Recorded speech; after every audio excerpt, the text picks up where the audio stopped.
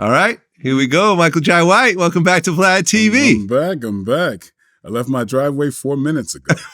I know, you live, you're the closest regular guest. You actually live closer than I do to the studio. Right, literally like right, you can walk there. Yeah. Well, let's go ahead and get right into it. Okay. What I think is the most interesting piece of news right now that you and I could somewhat relate to is that, Dr. Dre is still in the middle of his divorce, but he was ordered to pay his wife $3.5 million a year in spousal support.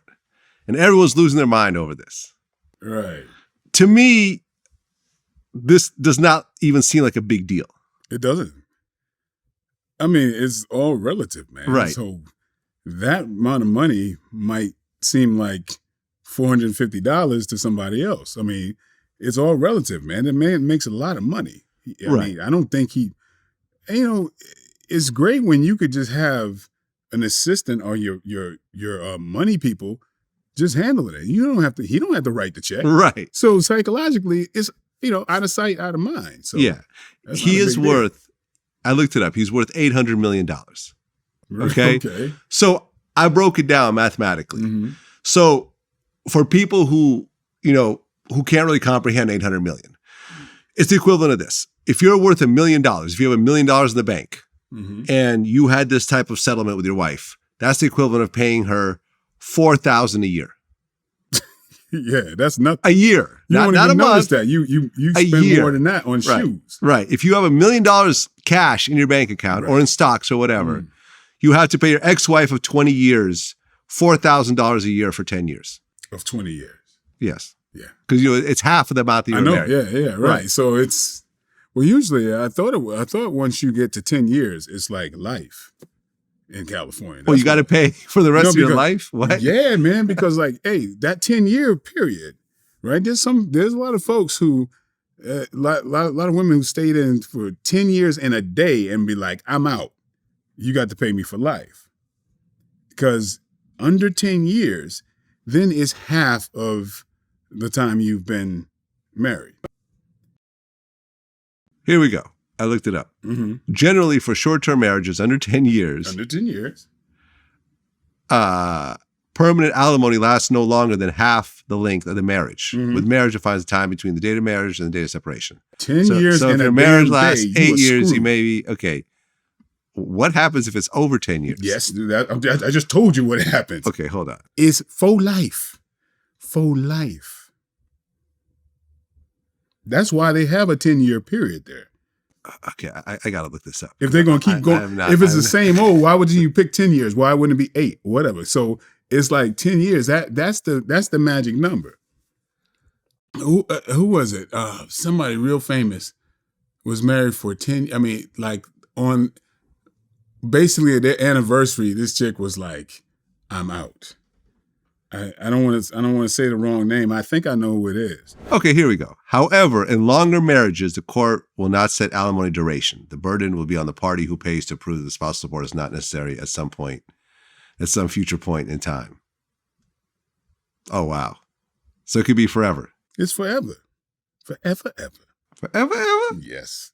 So if you get married at 18 and you get divorced at 28, you have to pay this person, man or woman, California, for the next 50 years, 60, 70 years. California, man. That's what's up.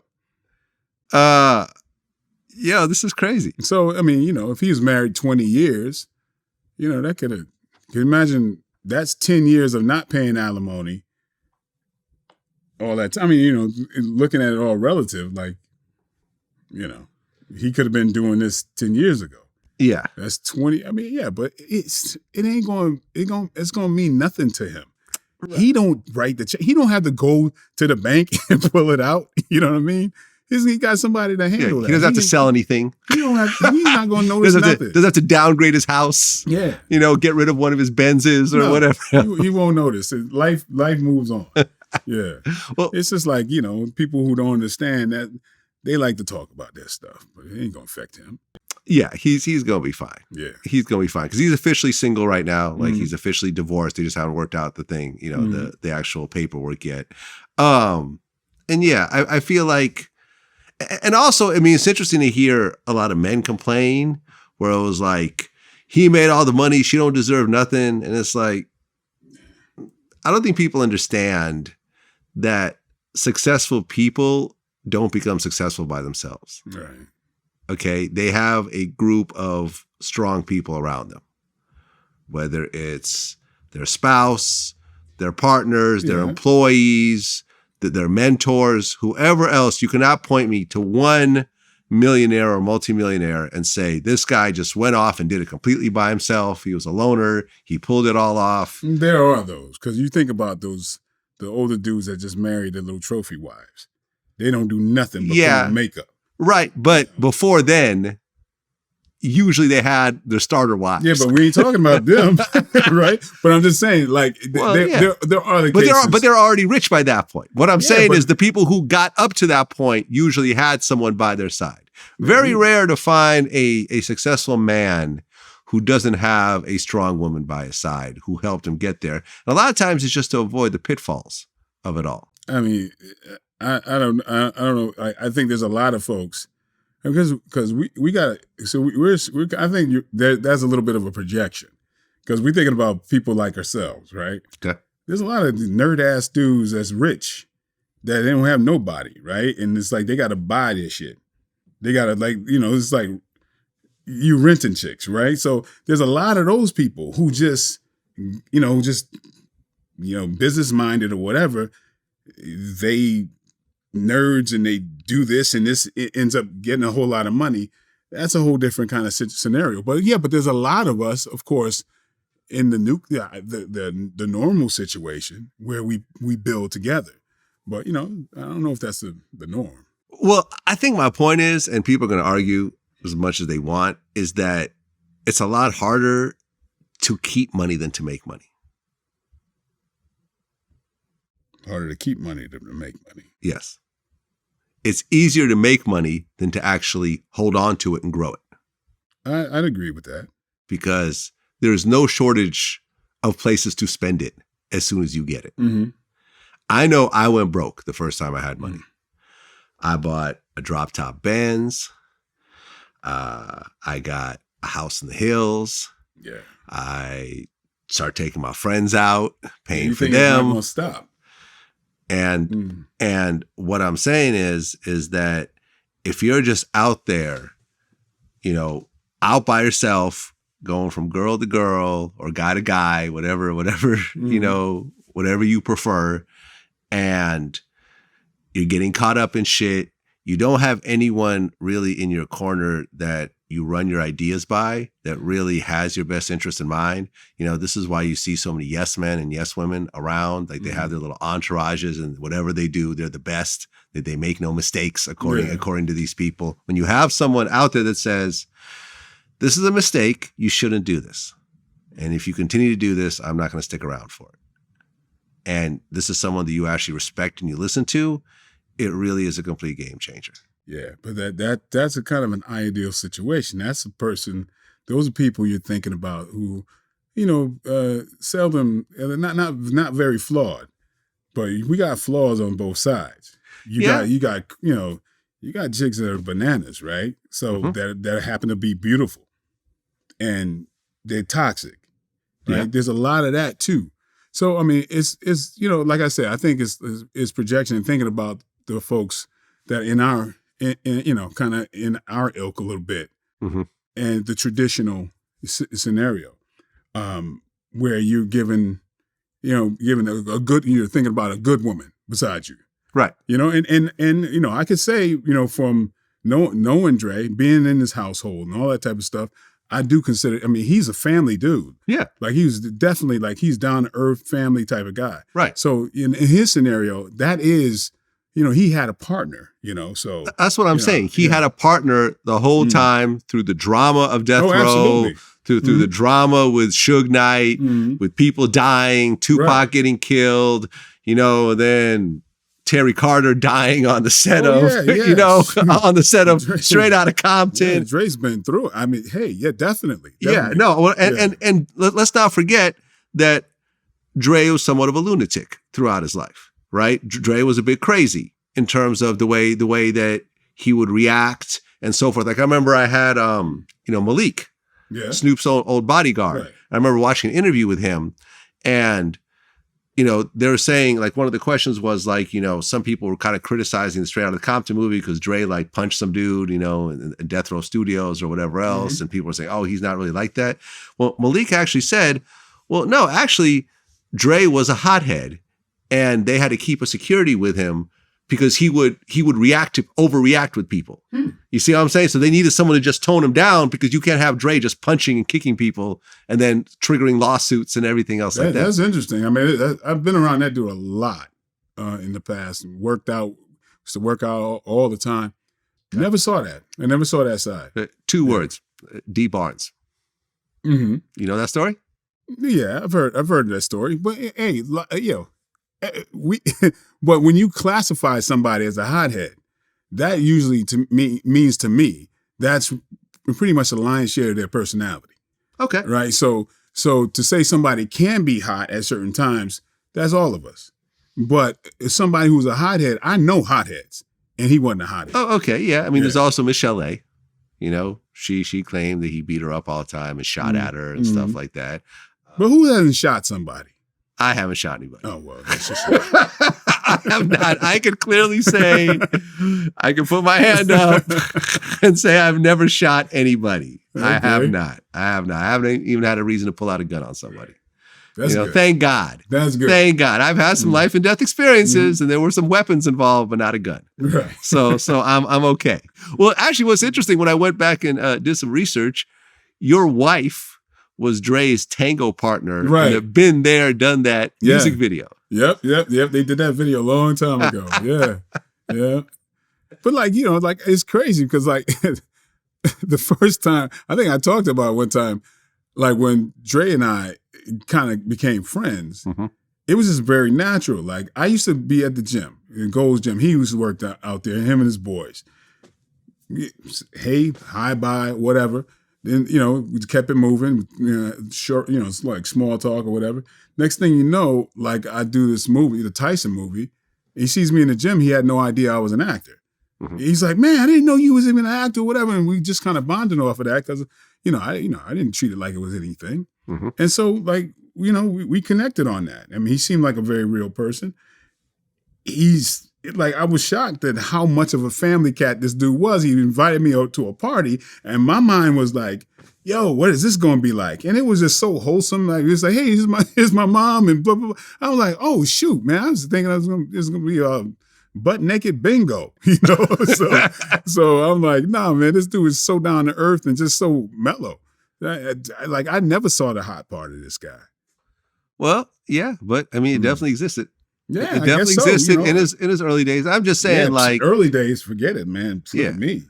Yeah, well, So what I'm saying is, by him having that stabilizing force for 20 years, I feel like is what allowed him to grow as a business person, and as a man, and ultimately become hip hop's first billionaire. I mean, you could say he's not the first or whatever, but he went and got a massive amount of money, and he definitely surpassed what he could have done just as a music producer by having a bigger business, which ultimately sold to Apple for $1 billion, which he owned a very major part of. And ultimately, he's got multi-generational wealth. He's got a building at USC. He's just built a new high school. The young name will be passed out to great grandkids, and they could profit from it. They could basically build off that. Yeah, and I hope more of that stuff is known, other than the other stuff. Right. Right. So your wife was also in the LL Cool J Hey Lover video. Oh yeah. So she was making her music video rounds at one point. Yeah, she did her video rounds. I was doing videos too way back in the day too. Not as much as her. Right. Yeah. But like she that was when she was first getting into the acting thing. Yeah. Yeah. How long you guys been married now? Oh, gee, I don't know.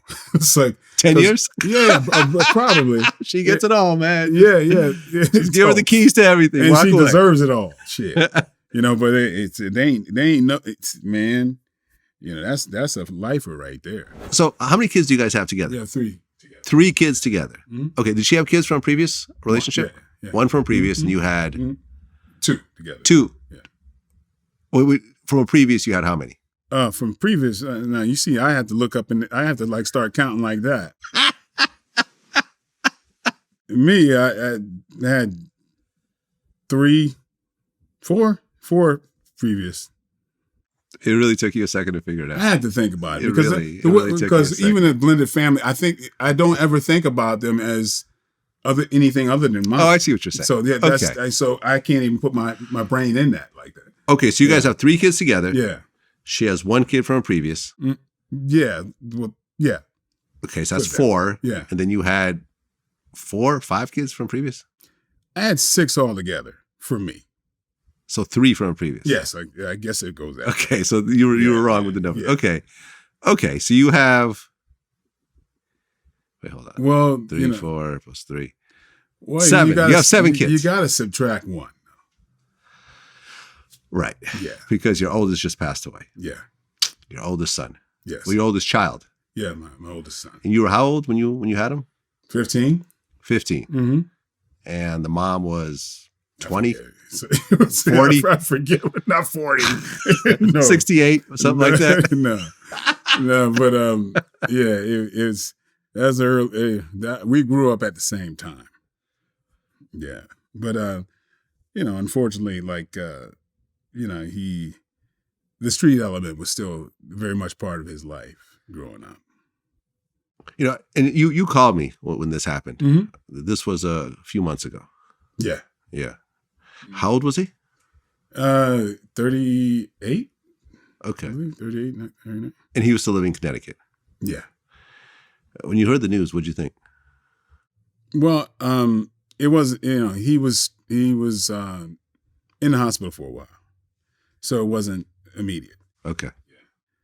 So, he was, unfortunately, he was still like kind of out there in the streets, hustling, wasn't doing well, started getting on substances, and, you come out, go back in, all that type of stuff. And, I tried to, you try to do what you can, but it's ultimately up to that person, especially if somebody's a grown person. Mm-hmm.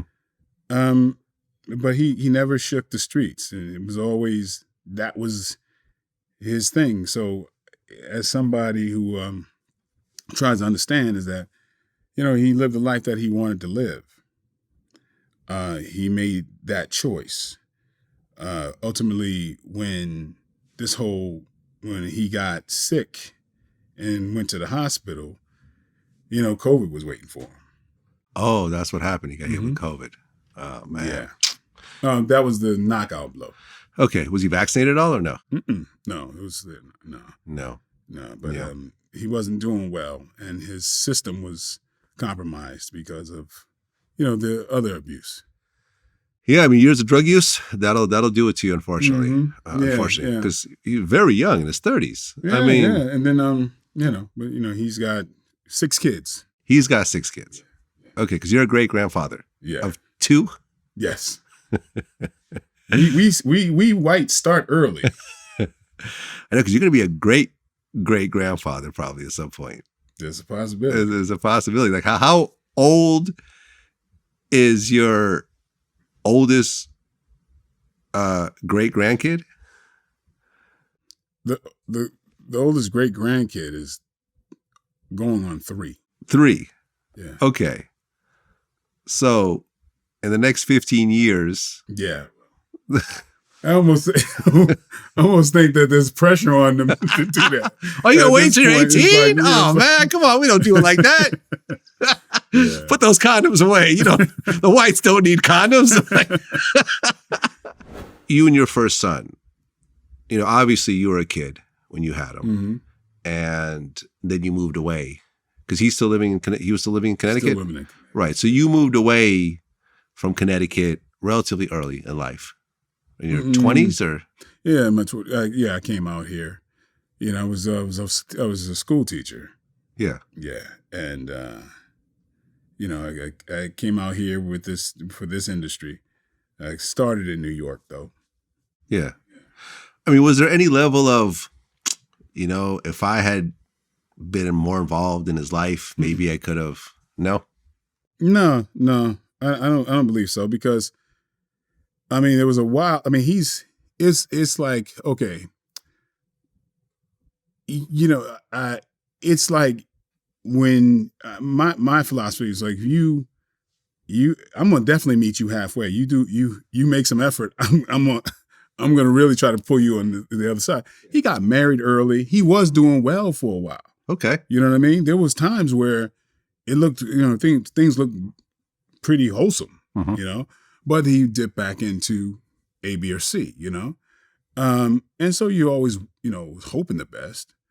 But nah, I think I covered those bases, and we was always in contact, and it's like, my thing is, I understood him as a man as well, but it's one of these things where, ultimately you got to make that decision if you're going to change your life. Yeah, I mean, listen, as you and I both have drug addicts in our families, from the same area, actually, coincidentally enough. Right. And the one thing that I realized over the years is that once hard drugs get involved, there's really nothing you could do. There's just literally, a person's going to do what they're going to do. They have to figure it out on their own. There's very little you could do to help. Actually, I had another son that was doing worse. Really? But he turned around like, that cat is like brilliant, intellectual. He's going on his master's degree. Really? Yeah. And he was doing worse at one point. Crazy. Okay. Yeah, he's doing worse.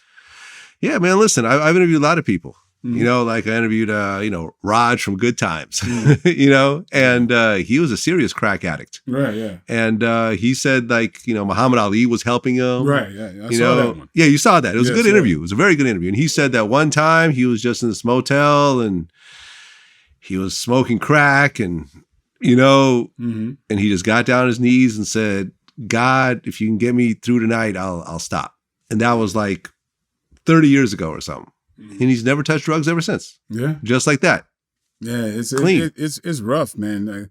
As smart as I thought I was, like trying to kind of guide, you can only do the best you can, right?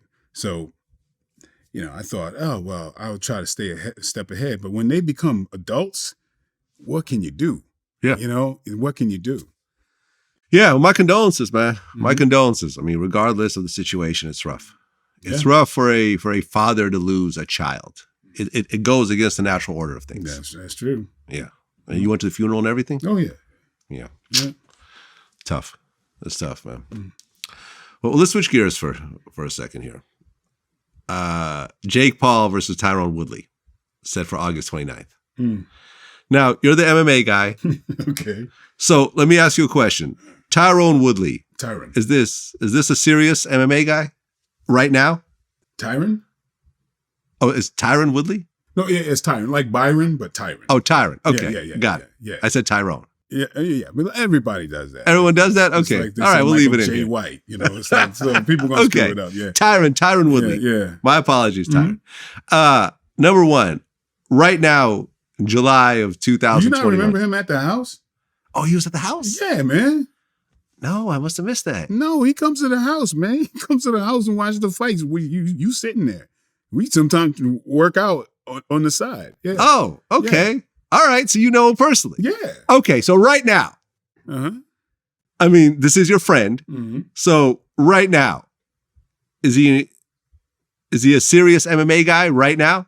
He's always been a serious MMA. Well, I mean, but people get to their primes, people fall off, people stop training. Right now, personally, the only obstacle for Tyron is his life. He just got, if he focuses, he's got the tools to be champion again. Oh, really? No doubt. No doubt. He has the tools to destroy almost everybody in that division. Okay. It's just that this is my opinion. It's just the chaos, man. It's like sometimes it's the beauty of keeping things simple. Okay. And when you got all these people around you, like I tell you, man, I got so many friends in the fight game.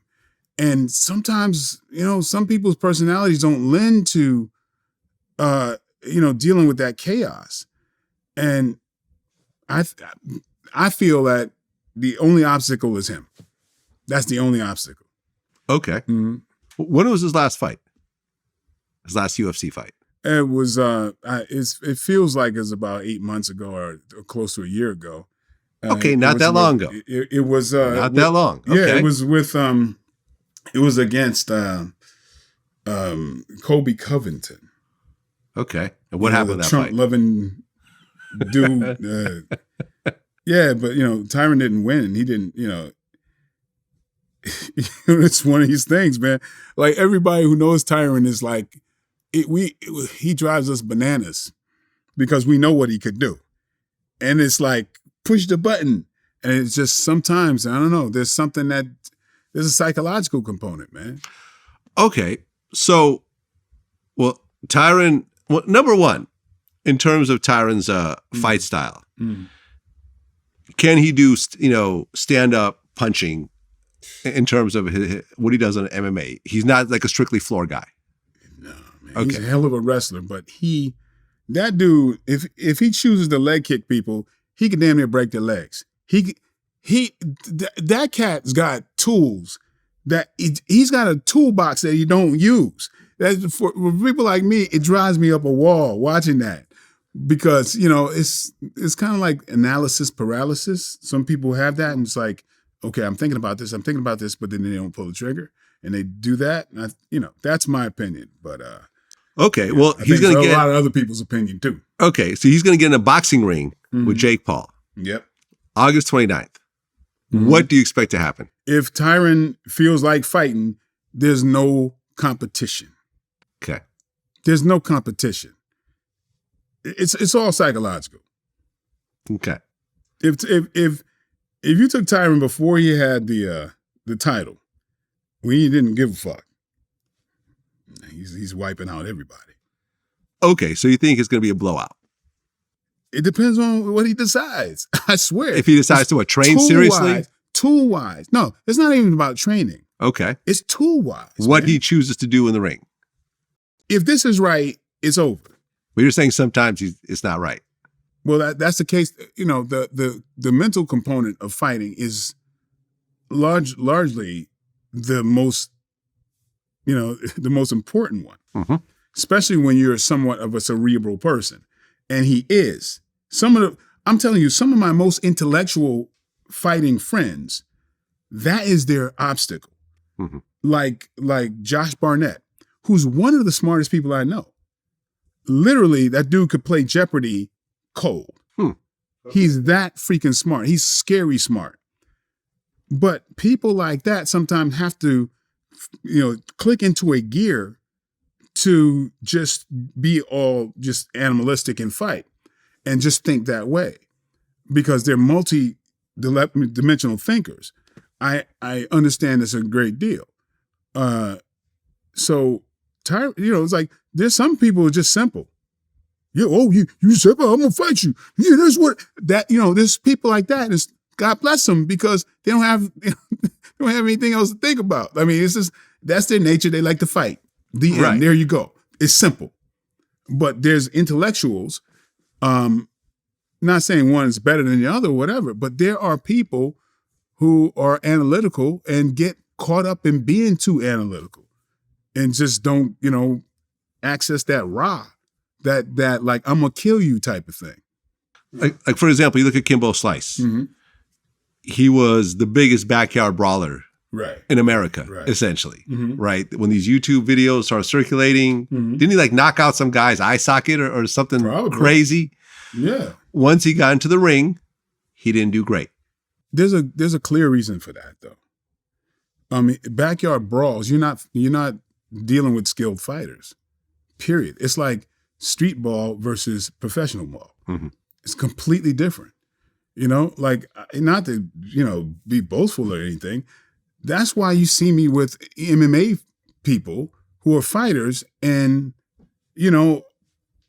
I dare I say I have things to teach him because I've been a technical fighter for so long. Mm-hmm. That's one. But that's where we meet in that situation. Okay, so if you were to put your money down right now, Jake Paul versus Tyron Woodley, yeah, who'd you put your money on? I wouldn't put money down because I don't know what Tyron's going to do. I'm sorry. It's going to be tight when he sees To be honest with you, I just don't know. Keep it honest, though. You know. Yeah, because I mean, shoot. Man, he like the last fight, like he had the skills way over Kobe Covington. Kobe Covington is no slouch, though. Mm-hmm. He is no slouch. That dude is a good fighter. But if you are diminished to some degree, psychologically or whatever, he's going to win. Kobe is not a slouch at all. Mm-hmm. Yeah. Okay, because Jake Paul fought Ben Askren. Right. Which was a train wreck for Ben. Mm-hmm. Right. Ben looked like he was in the worst shape of his life. Yeah. Looked like he'd been going to all he can eat buffets leading up to the fight. He had like a muffin top. Yeah, Ben Askren is not a striker. He was a wrestler guy. Right. And he got knocked out in a minute or two or something like that. Something like that. But this is not a top notch. Like, if you put Tyron Woodley and Ben Askren in a ring, it wouldn't even be close. No.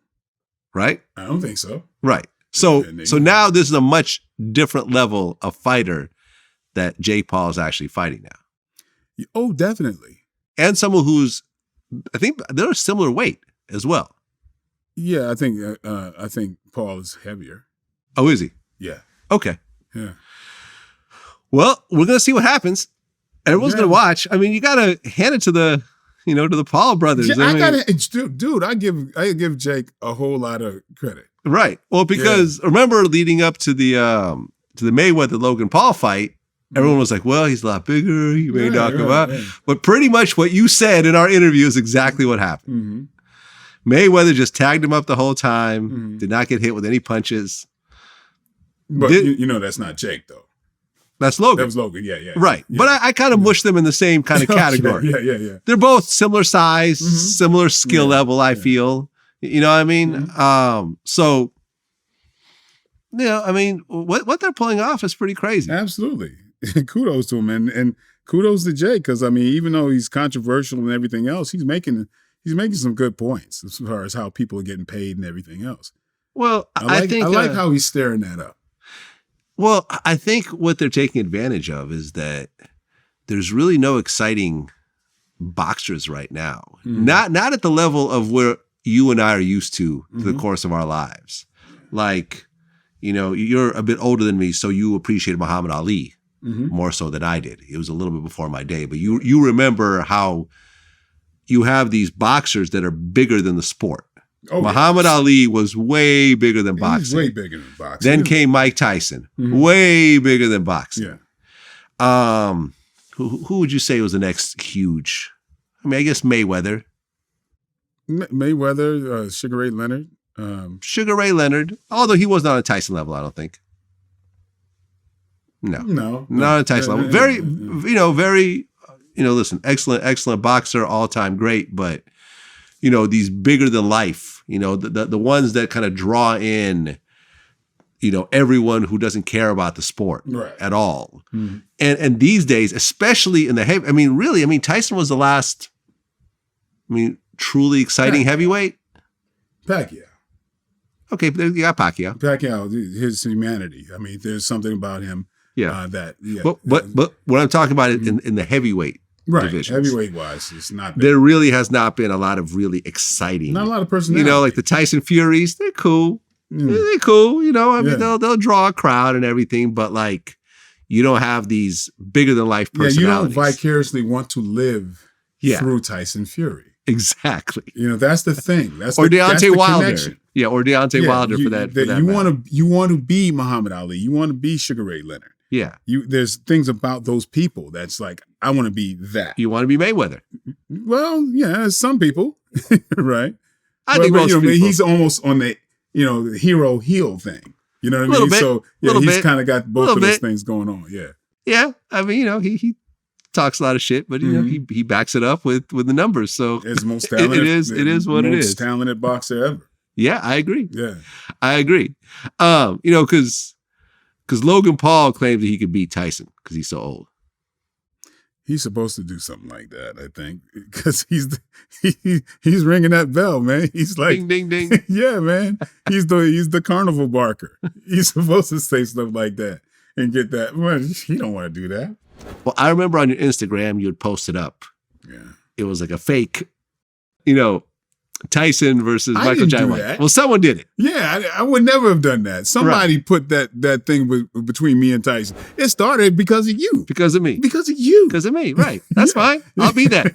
Yeah. I'll take the blame for this. Yeah, right. Because I said, yeah, I would box Tyson, you know, as a sparring partner, whatever. Why would I not? I would think that there'd be, if you got a chance to spar one of the greatest heavyweights ever, and you know, I studied the hell out of this man. So why would I not if I had that opportunity? But you know, everybody took that and acted like I was trying to call the man out. It's like, no. Well, did you watch the interview I did with Zab Judah where we talked about it? Yeah. He said, and you know, and you and Zab have mutual respect. Right. I respect the hell out of Zab. Right. And you know, but Zab's loyalties. He's supposed to say that. Zab's loyalties are to Tyson. Because Zab never even been in the ring with me. I mean, we never even trained. Right. I guarantee you we trained together, he'd be like, "Oh, I didn't know." Okay. You know, he has no idea how long I've been boxing. He has no clue. Right, because he said that if you got in the ring with Mike Tyson, you would go night-night. We say that about Mike Tyson, a person that has the ability to hurt him. It's night-night. I'm telling you, like it's honest opinion. You know what I mean? It came right back around. Boom. Yeah. We answered 2 questions in one. Look at that. There we go. I know. He's supposed to say that. He knows one side of it. Yeah. Like it's just like, you know, I don't fault him at all. I would say that if I was him. Because I mean, yeah, if you don't ever see me spar with anybody, any other professional boxers, like let him ask that of Layman Brewster, who was heavyweight champion, who knocked out Klitschko. Let him ask Layman Brewster how I am as a you know, or you know, Frankie Lyles or just several people, several professional boxers that he knows that he can ask. But I mean, it's not important to me. But it's like, yeah, he's supposed to say that. I'm not slighted. I don't even mind. If Mike Tyson put me night, I'd laugh my ass off. I'd be like, did you see how he knocked the shit out of me? I would be, you know what I mean? It's like, it ain't no ego, man. It's like, that shit would be like, that'd be like a trophy for me. Have you been knocked out in the ring? No. Never. Okay. I got close. I got close, and I learned my lessons early on. Like, you learn the best lessons from, you know, those defeats. Yeah. I remember this dude, man. Oh, a guy he fought Tyson too. Demetrius Oaktree Edwards. Yep, this dude, man, that was the closest to being knocked out I ever had. And this long, I was young, I was slick, and I was like, Demetrius Edwards, man, he would hit people in the body. You could hear it across the arena. This dude had one of the hardest lefts. And so I was fighting him in Great Gorge, New Jersey. And I was like, I'm going to slick this guy. I would be riding his punches back, right? Because I was faster. So he would throw that jab out. As soon as it's coming back, I'm on him, right? And what happened is there was a bunch of girls up in like the balcony area that was like screaming for me and everything, right?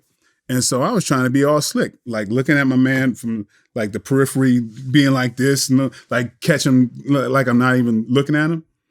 And he doubled a jab up, and I thought that hand was coming back, and I ran into the second one. Bow! My friends that were there clown me to this day because I started to go down, and I grabbed an imaginary ladder as I was going down, right? Like, and they said I had a look on my face like this, like I was smirking, and I went like this, and I was down here, and the referee was like, "What are you doing?" And I was like, and he said, they said I stood up. I can barely remember because everything was like blurry. He said I stood up, and what I do remember is when he said, "You okay? You okay to continue?" And they said I had the same smirk on my face, and I went like this. But I remember I said I was okay, but not okay to continue. But he said go, and I literally ran around that. I ran away, not no slick shit. I mean like this. It's the most embarrassing shit that ever happened to me. But that's Demetrius Oaktree Edwards, who was one of Tyson's sparring partners. And this is when I was like, damn, I was like 19, 20, something like that. I mean, let's just take a moment to point out that this man's nickname is Oak Tree. Yeah. And he looked like an oak tree. He looked like an oak tree. Yeah, Demetrius Oaktree Edwards. You pull it, and he did martial arts as well. But he was a boxer. I don't know if he fought Tyson. I know he sparred. But I know they fought at one time. Yeah, there was a lot of sort of interesting celebrity fights that have happened since last time. The oddest of which was Lamar Odom versus Aaron Carter. That happened? That happened. I didn't know about that. It was the worst. Wow. It was an absolute train wreck. Wow, it was like, I'm trying to. Yeah, I mean, Aaron Carter got knocked out, of course, but like Lamar just let him just punch on him, just to do it. Just let him punch on him for a few minutes and then just proceeded to do his thing. I don't know whose bright idea was it to do this. It just made absolutely no sense. Did because they have beef or something? Was that no, there's no beef. I think just someone put it together. Both people, I think, could have used the money, so they accepted it, and the train wreck proceeded. Okay.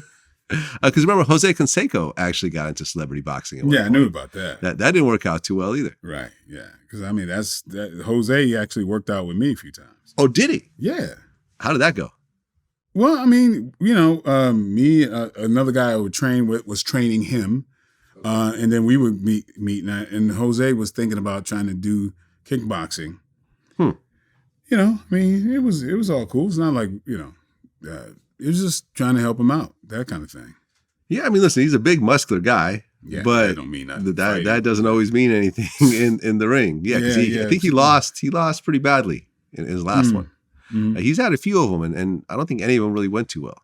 Yeah, that doesn't necessarily translate because I mean, people, you could look certain ways. If you're not a fighter, I think there's this there's a realm of the athlete fighters, right? Mm-hmm. In my opinion, there's a lot of these athlete fighters that I feel ruin heavyweight boxing.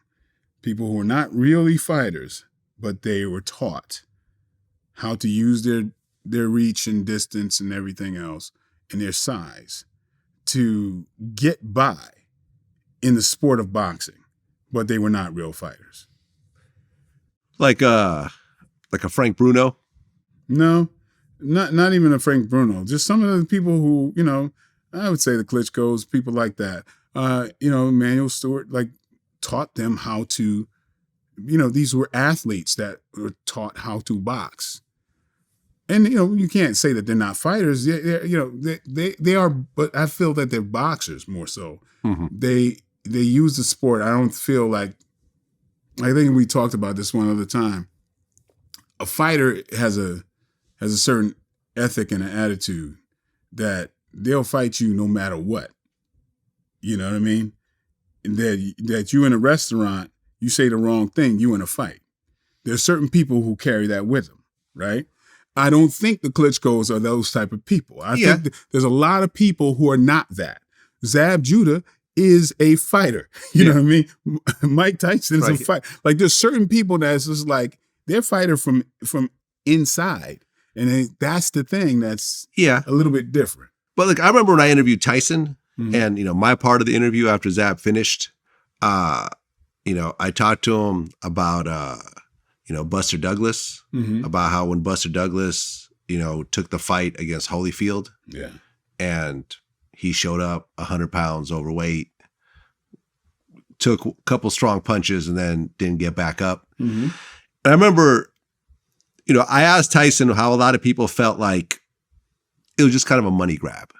You know what I mean? He had beaten Tyson already. He got a huge payday for this and so forth. And Tyson pretty much said, look, when it comes to boxing, some people kind of have a bloodline that, that they follow when, you get in that ring and it's a championship fight and everyone's looking at you and there's the historical aspect of what you do.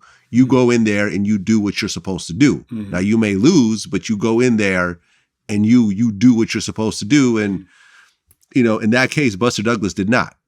I saw the condition Buster was in. I knew what was going to happen. Yeah. Look, this is what you have to look at. And I'm trying to find a way, because I know I'm mature enough to say this in a way that's not offensive.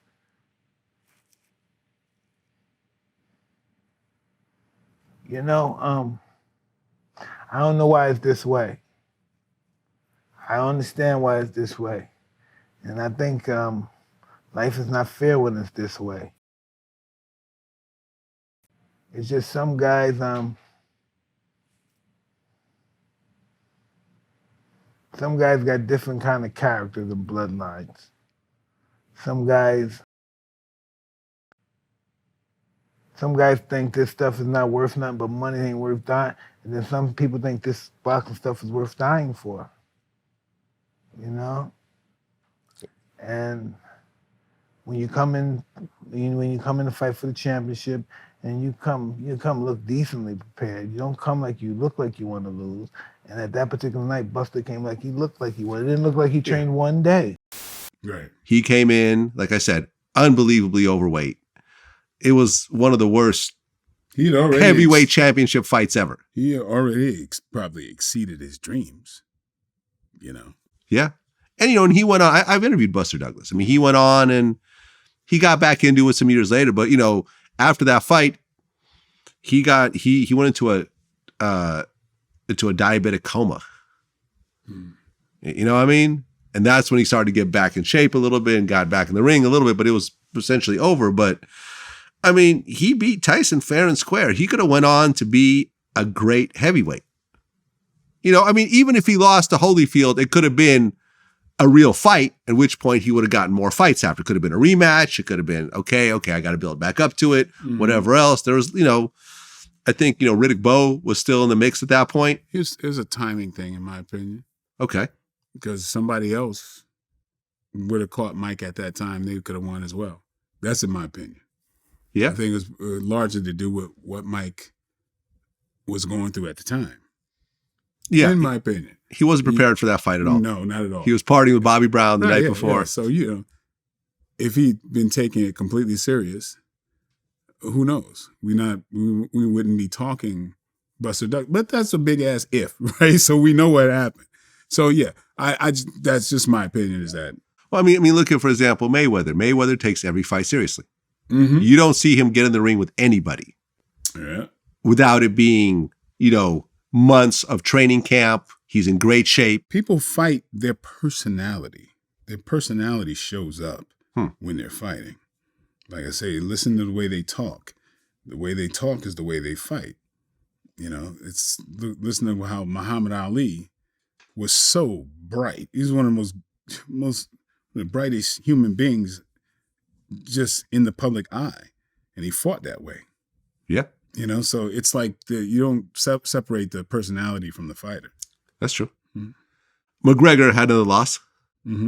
But, I mean, his leg got broken or is that what happened? Oh, yeah. Yeah, his ankle. His ankle got broken. Right. And what was he screaming like, oh, this is not like a technicality or something? He lost a fan on that one with me. Well, but I mean, if someone breaks your ankle during the course of a fight, I mean, isn't that just part of the fight? Like what? Where's the asterisk? Like I don't see it. Well, I mean, it's like if it's the same as if I broke your ribs in the fight. Right. That's what I'm saying. You lose. It's a loss, right? And the fact is, it's not like he was winning that damn fight. So right. It wasn't even close. So, and I'm happy for Dustin Poirier because I have a connection with him. He's one of the movies I directed, Never Back Down 2. He's like one of the first people in the movie. And the first fight in the first movie is Dustin Poirier. Yeah. And fighting the lead kid. So I've known him since he was, nobody knew who he was. So and see what the man he is now and what he's doing with his fame, helping others. That guy is like, and whereas you look at, Conor, who I liked for certain reasons, but now it's like, come on. Nah. Well, he crossed the line that to me. With that last loss. Yeah, he crossed the line, man. He crossed the line big time. Well, in the previous loss, I remember Mayweather chimed in and called him con artist McLoser. Mm-hmm. Do you feel like, McGregor is not at the level, when because at one point he was considered one of the greatest. He didn't have the record of a Bones, but he was considered one of the great UFC guys of his time. Absolutely. But now I feel like there's been a bunch of losses kind of peppered in. Well, I think at his best he wouldn't have beat Khabib, or some of these other. I mean, after a while, people start getting your number. Like Dustin, I was like, oh, I saw the moment in that last fight where Dustin got his timing, and see, McGregor he's an excellent technician, brilliant mind, fighter, everything. But after a while, somebody knows your tricks. They know what you're capable of, and I think McGregor's mind is his greatest tool. But whatever that fire that's driven this man to be, such a rich person and still driving to become a better fighter and whatever that is, whatever this hole is that that he will never fill. I don't know what the darkness is that would make him threaten a man's family after a fucking loss. That shit is just classless. Mm-hmm. It's fucking classless. Like, it's like, I don't know what that is, but I don't think I'll ever watch a fight of his anymore. Really? No. So that's it. No, fuck that dude, man. I'm sorry. You gotta draw a line somewhere. What did he say exactly about the family? He threatened to kill this man. He starts speaking about this man's wife. It's and on top of it, like I said, the connection I feel with Dustin, that was just ugly, just, I think, we talk about the fact that just because somebody's famous, fame doesn't cure like ignorance, rape, pedophilia. It's almost like, oh, because I'm famous, I can get away with that shit. There's no excuse. Right, here we go. I found the quote. He said, "In your sleep, you're getting it. In your sleep, you're dead. You and your missus, it ain't over. What the fuck, Be man? careful at the club, mate." You know what I mean? If you're going to say some shit like that, that's in you somewhere. It's like, fuck you for life, man. Come on now. That's classless. And I thought this dude, I was a diehard fan of this guy, but I didn't know who that guy was till then. Yeah, his representative. Yes, exactly. the it's like, nah. What he put out in the world. Neither one of us know. I've never met him. No, me neither. So, well. Yeah, but that's ugly. That's just ugly. I guess there was some video that was caught of Mel Gibson saluting Donald Trump. Did you see that? No. Mel Gibson, who you have worked with before. Yeah, I worked with Mel. Okay. I did not see the movie Dragged Across Concrete. But before the interview, I went and was looking at your Instagram. And I came across this little gem right here. Yeah, one of the craziest pictures ever. The white Michael Jai White. Michael Jai really white. Yeah, right. Wait, so like I said, I have not That's watched hilarious. the movie. I have not watched the movie. Yeah. Is this? Did you really wear white makeup in the movie? Yes, we did. Yep. What was the situation what around? The situation is myself and Tori Kittles, who's my partner in crime. We don white people makeup to pull off this heist as a disguise. Okay. So that's what. So you see this out of context. It's really confusing.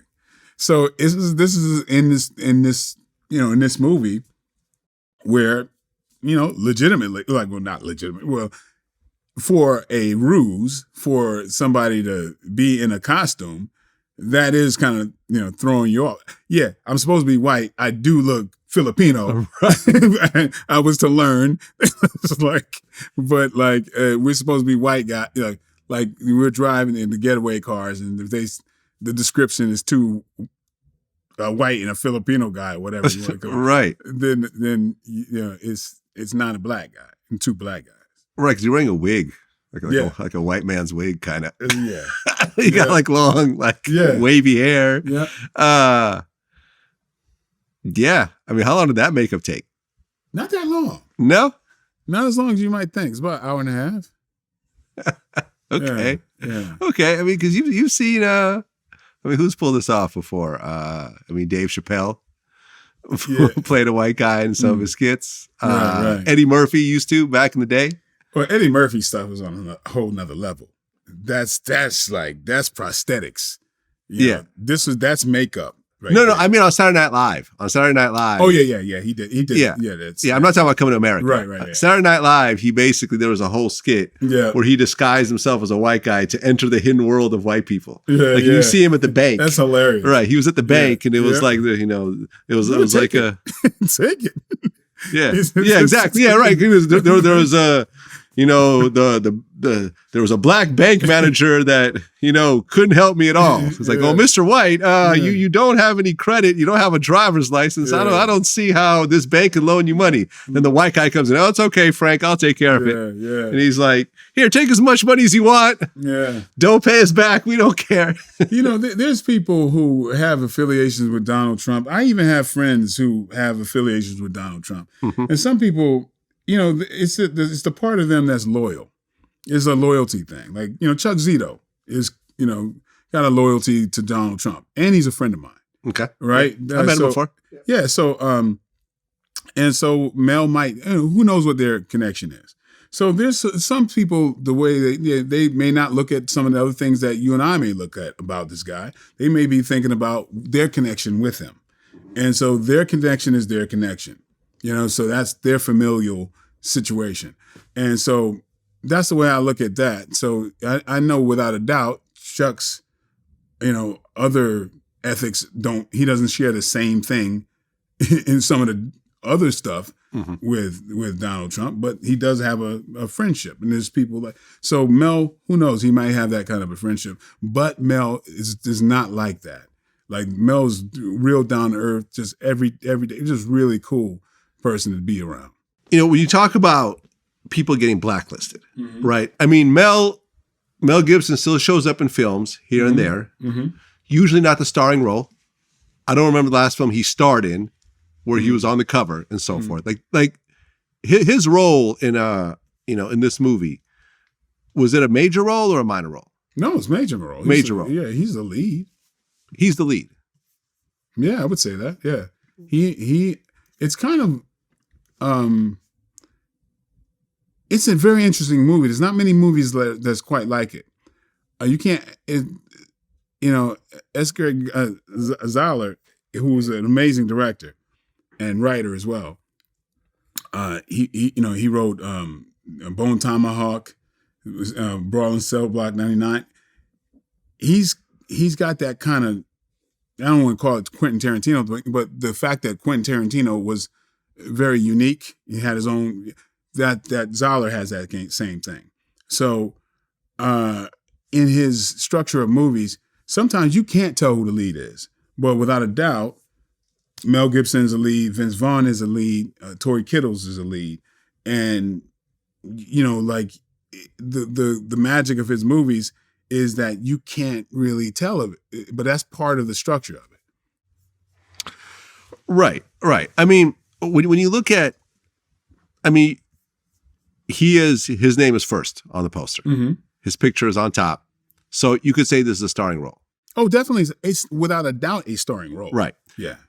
My point is, though, when you look at people that have been blacklisted from Hollywood, you could say that Mel got blacklisted because although, he is in a starring role in a movie like this, when you look at what he was doing before all the racist rants, and it's a whole different level. Braveheart. You know what I'm saying? He was directing Passion of Christ. But, like he was one of the biggest actors, period, in Hollywood. Okay. And he was making his own films that were massive blockbusters. Right. So now to be able to have everything equal, mm-hmm. I have to challenge you to think of another person in his age peer group, right, whose career did not go down at a certain point with age and everything else. So, some of that is just absolutely natural because really, if you're making money for the studio, they don't care. There's no real blacklisting, in my opinion. Yeah, your reputation can be hurt to some degree, but it's like, I think he's more than likely doing what he normally would. It's like the work. The workload always slows down at a certain point. Well, look at Tom Hanks. Tom Hanks is still doing massive, big budget films that he's starring in. That's a different Tom. You can't. I don't think you're gonna. You don't think so? I think at one point Mel Gibson and Tom Hanks were relatively neck and neck. Mel Gibson's a director. He directs a lot of these things. True, but he also starred. Right. Yeah. Absolutely. It's a different kind of a thing. Right. But yeah, and Tom Hanks is, he's in a very unique. He's like, that's Hollywood's golden guy. Like he's. You're right. There's only one Tom Hanks. Yeah. So it's like if you start really because there's a Tom Hanks movie and there's a Mel Gibson movie. Mm-hmm. When you talk about Mel Gibson, I feel like you got to go, oh, the Kurt Russells, and you got to start going in people who are like. Okay, I can see that. Like similar to that thing. And so I don't see there being a much of a difference of what he's doing because he still does. Not many people his age are leads in movies, period. It doesn't happen that much. No, you're right. You look at De Niro's career at one point. Something. I'm even going to exactly. Hold on. Exactly, I'm even going to point. take one back. You look at Bruce Willis. Mm-hmm. Right. I remember watching Between Two Ferns, mm-hmm. that like that little Galifianakis. Yeah. And then and how he basically insults the person. Yeah. And he's interviewing Bruce Willis and he goes, that some actors out there actually turn down roles. Were you aware of that? Right. Yeah, it's like, Bruce Willis takes anything these days. You see, that's what I'm saying. You're making my point. Yeah, I make your point. Because I would still be. I'd rather do what Mel Gibson's doing than Bruce Willis. But you think about the Nicolas Cages. Let's keep going. All right. Nicolas Cages. You're right. So when you start looking at Mel, you go, it ain't too bad. Bad. Okay. I feel you on that. You've been in a lot of movies, right? Mm-hmm. What do you think was the greatest film you've ever been in that you had one of the main roles in? I want to take movies like Batman out of the equation because obviously that was a phenomenal film, but you did not have a main role in that film, right? So when you look at all the films you've done, you had a main role in. What do you think was your greatest single film? Oh boy,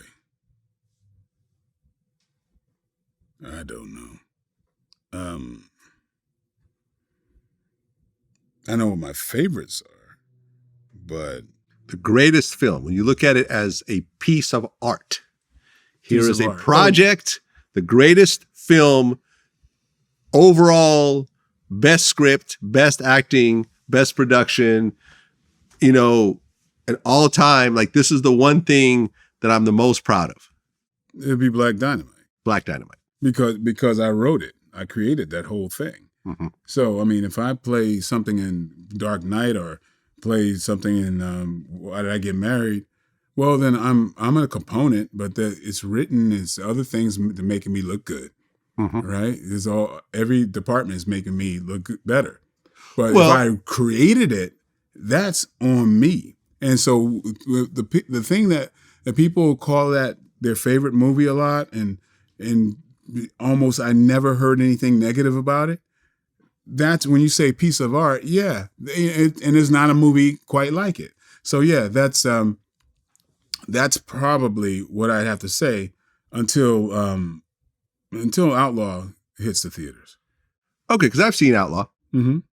I saw a longer cut. Mm-hmm. There's going to be a shorter cut of it. It's like a 2.5 hour version of it. Mm-hmm. You would say that Outlaw Johnny Black is better than Black Dynamite? I don't know. I mean, it has more contribution to the world than Black Dynamite does, without a doubt. Meaning what? Outlaw is like, and this is, people are, I'm kind of extrapolating this from a lot of people who, when they've seen it in early screenings, they say they've never seen a movie like it. And it's literally a faith-based blaxploitation Western action comedy drama, right?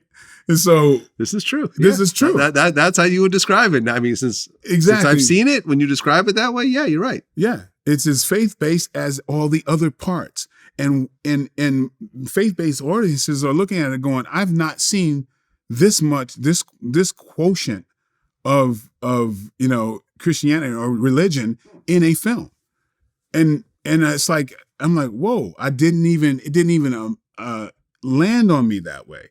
But people keep saying, I've never seen a film like this, and so, it's like, it wasn't the intention. Like, I was just trying to make it as good as I can. But it's, I got people really kind of saying that they like it better than Black Dynamite. I still have to give it to Black Dynamite. Yeah, as someone that has seen both, I'd have to give it to Black Dynamite. Partly because I feel it kind of borrows some of the energy of Black Dynamite, and Black Dynamite was so unique. Yes. It came out of nowhere. It's like, okay, listen, we're going to make a remade blaxploitation film, but it's not going to be so slapstick like I'm going to get you sucker. Right. Like, it was more of I think just a better overall film than that. And what, Blacker Dynamite is coming out? Well, I'm hoping if we can get it all together. Yeah? Yeah. Oh, so it's still up in there a little bit. Well, it's moving. I've got the studio now. I've got there's a lot of moving parts, put it that way. Well, originally a lot of people knew you from the Tyson film, but in terms of actual theatrical films, people knew you for Spawn. Do you know who the battle rapper Daylight is? Mm-mm. You don't know who Daylight is? No. Well, let me show you who Daylight is. He was a regular guest at one point. We're talking about doing some more stuff. He signed it to. He's primarily a battle rapper, although he is a record rapper as well. Let me show you what he looks like. Okay. He's got a Spawn tattoo on his face. Is that a Spawn tattoo? That is a Spawn tattoo. In fact, yeah, it is. Yes. I did not even recognize it. Yes. Okay. You've never seen this guy before? No. Cool guy, man. I love this guy. Yeah, he went, and he had this done before the tattoo face thing that's happening these days. This is like at least 10 years old. He went and tattooed Spawn on his face. In fact, like his Twitter name is like One Spawn Only or something like that. Oh boy. Yeah. So how does Spawn feel about the Spawn face tattoo? I don't get none of that face tattoo stuff. I'm old. You know what I mean? I just wouldn't. Hey, kudos to people who are that resolute that they know that they want something on their face for life.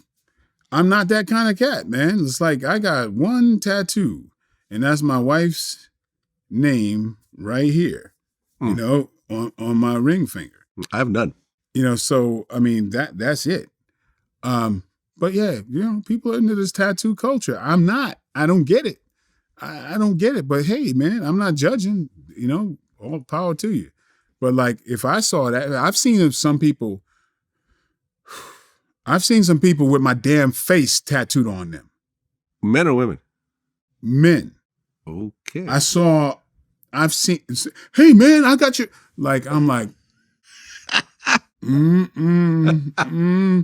I've seen that, and it freaks me the hell out. It would freak me out too. Yeah, I've seen people with Spawn tattoos too, but I'm like, oh well, it's not me. It's a character. It's a Spawn. So, but it's really weird to see. Oh, one cat had a big ass Spawn tattoo. Right, uh-huh. Half of his face was Spawn. The other half was my face. And that was a comic book, signing. And I see this guy in line getting closer. And I'm like, oh man, how am I gonna deal with this? Yeah, I don't get it. I just had Sean Cotton on my show. He's the founder of a popular YouTube channel called Say Cheese TV. And on his arm, we talked about this in the interview, he's got his Mount Rushmore on his arm, right? Okay. And he's got Kobe Bryant, Michael Jackson, Lil Wayne, and Floyd Mayweather. Okay. Kind of all over the place a little bit, what I mean? But basically 4 people that he admires so much that he tattooed their faces on his arm. If you were to tattoo 4 people on your arm, who would they be? Oh boy. 4 people from any genre, any time, living, dead, male, female, other, whatever you want to do. That's a good question. Yeah. Muhammad Ali, Boom. Bruce Lee.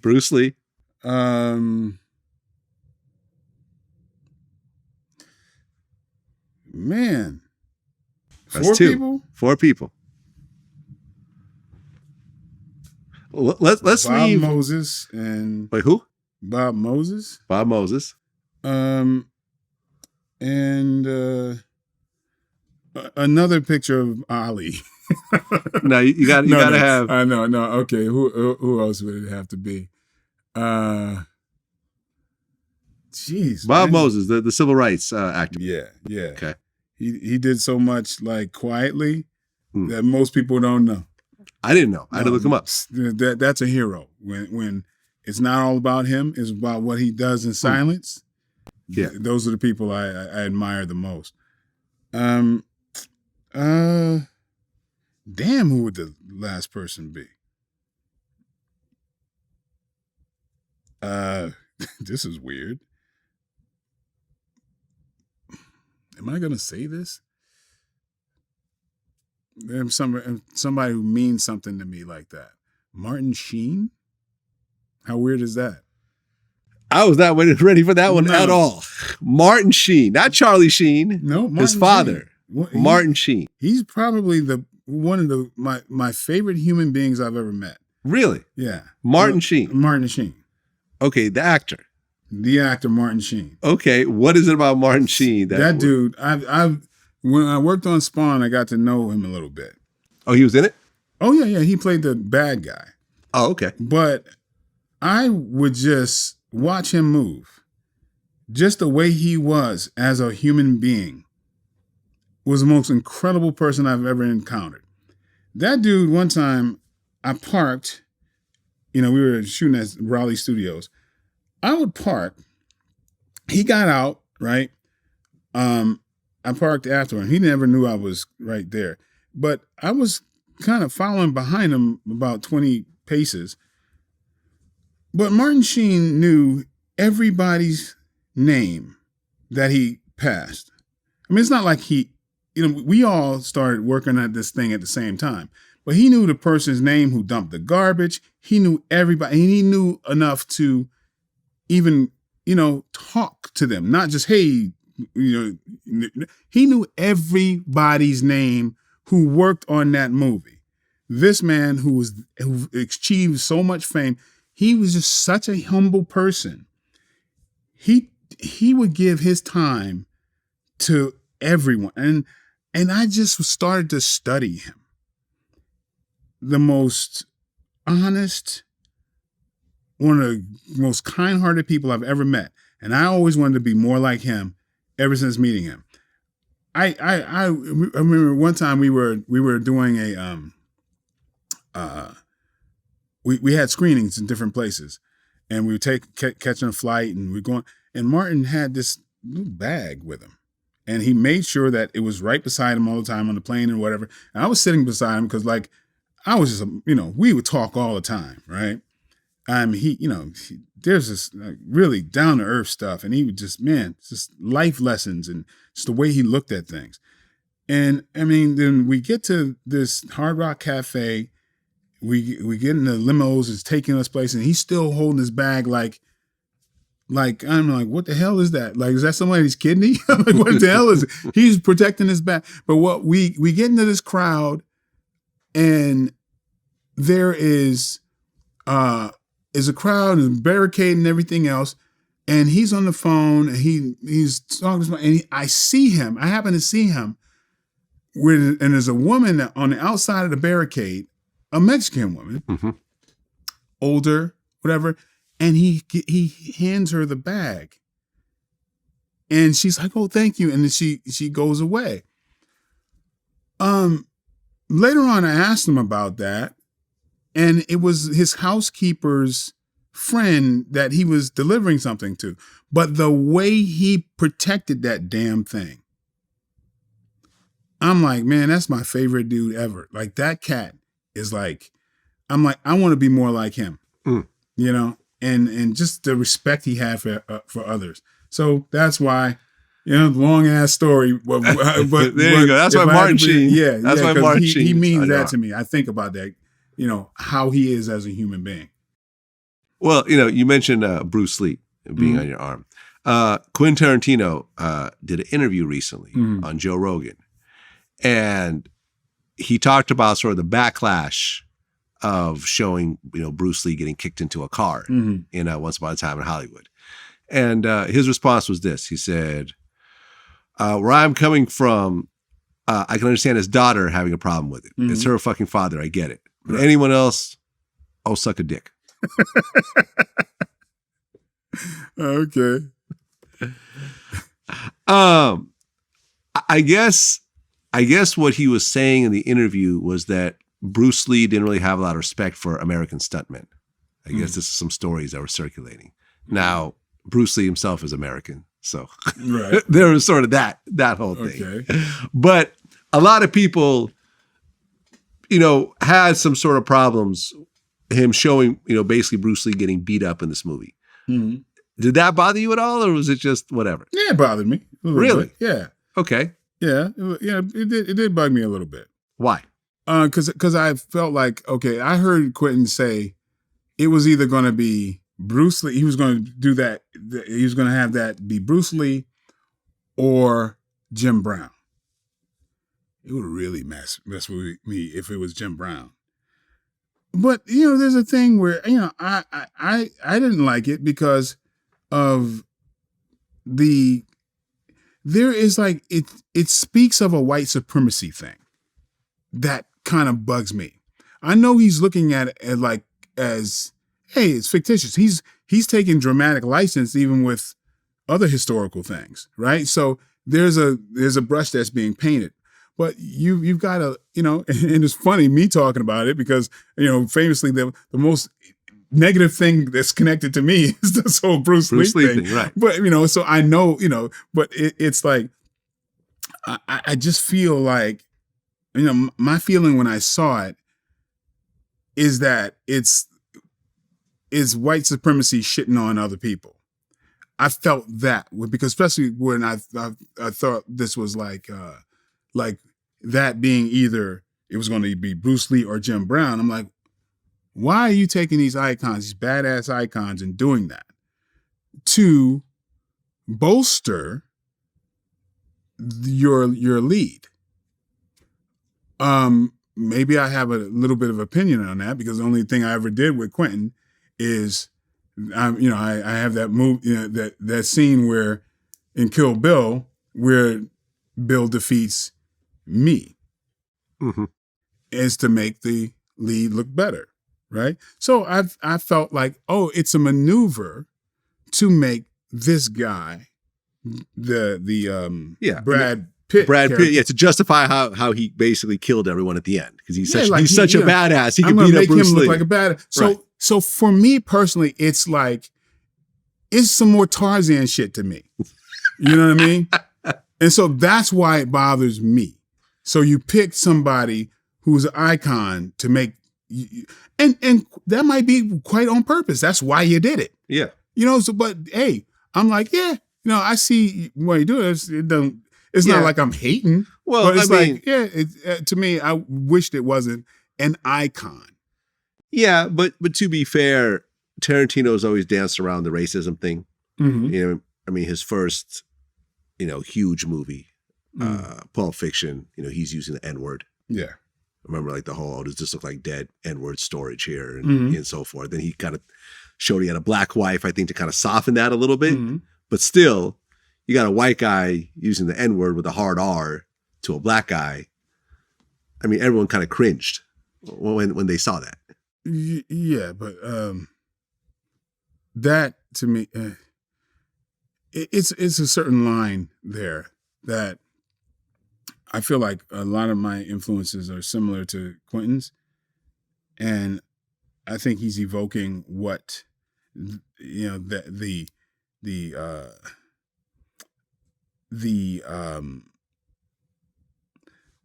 I don't know, like the authenticity of that flavor. And it felt that way. He might have about 3 N-words too many, in my opinion. But it's like I'm not that insulted. Pulp Fiction was somewhat of a modernized blaxploitation film in a way. Like, they talked about how much he loved those films and how he kind of modeled. City on Fire. Yeah. Like I could sort of see that, but you didn't have to do it. He also didn't have to be himself. He could have gotten another actor to do that. And, I think Samuel Jackson defended him at one point, claiming, I don't think he's racist and so forth. I don't think he's racist either. Yeah.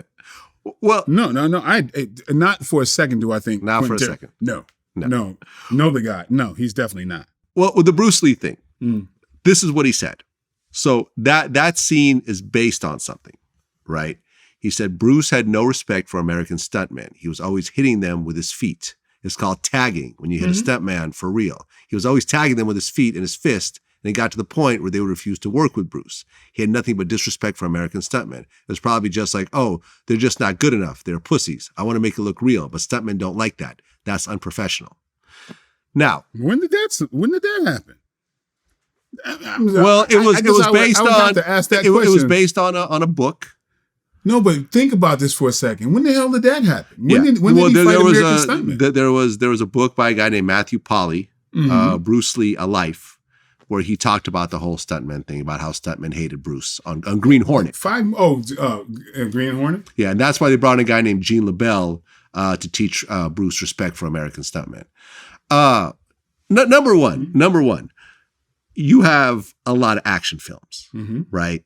So every one of those films has stuntmen, I assume, right? You don't do your own stunts, right? Or do you? Yeah, pretty much. You do all your own stunts? Not all. If I'm on fire, it's not me. But actually in Spawn, it was me. It was because I'm stupid like that, right? But in general, like fight scenes, it's always you.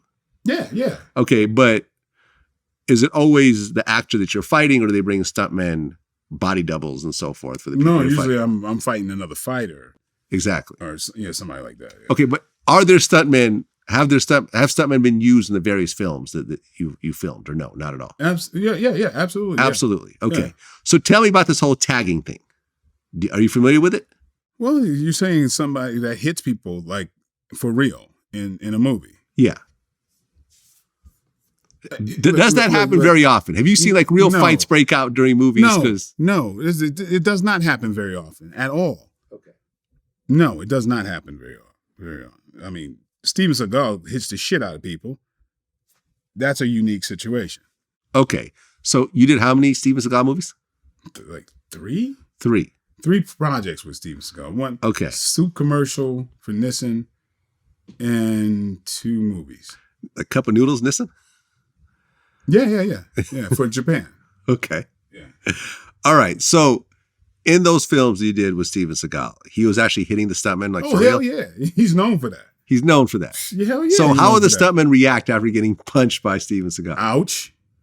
They try to they try to deal with it because they're stuntmen. And so there's a certain ethic where you try to grin and bear it. And so one of the movies I did with him, Steven Seagal was the director of On Deadly Ground. And he was laying into people. So what are you going to do? You're going to complain to the director that the director's hitting you? And so it's so there's a certain line where people go, okay, that's my badge of honor. I'm tough. I can take it. But he cracks people, and Tony Jaa cracks people, but they line up for it. But Tony Jaa is amazing. He does that because that's an agreement between he and the other person. But Tony Jaa can do a flip and slap you with his foot like this and control it. You know what I mean? So there's some people who don't mind getting hit because it's realistic. And there's stunt guys that go, yeah, really hit me. I want it to look good. So these are the parameters, right? So Steven Seagal hits the shit out of people. Some people go along with it. Some people don't. But he cracks people. Okay. And they all took it pretty much. No one ever got angry. People got angry. Hell okay, so you saw someone get angry at Steven Seagal. Yeah. A lot of times. Did anyone ever punch him back? Not yet. Not yet. Not yet. Okay. I mean, I did a fight scene with him. With no problem whatsoever. Okay, so you did a fight scene with him. Did he punch you for real? No. So he knew who to punch. Well, I mean, it is what it is. Well, I'm not a stunt guy. Yeah. Right. You know what I mean? I'm not a stunt guy. So some, like I said, some say it's a badge of honor. Who knows? He might be like, oh, he's not, is understanding. I'll say it that way. Well, since last time, Bill Cosby has been freed from prison and he got his case reversed. Mm-hmm. I interviewed Tom Mesereau, his ex-lawyer. Yeah. The lawyer that basically was in charge when he lost his second case, the retrial. And he broke down the whole thing to me. We went from, the 2005, lawsuit to the deal that the DA made with him, all the way to him walking out of prison. Mm-hmm. When you heard that Bill's getting out, how'd you feel? Instantly, I thought like there might have been a loophole or something. Mm-hmm. I mean, I felt that power and fame buys you, things that other people, couldn't get going for them. But I mean, that's my feeling. He bought his way out of it. I mean, instantly I go, oh, okay, that happened. I didn't really follow it, but I felt like, it's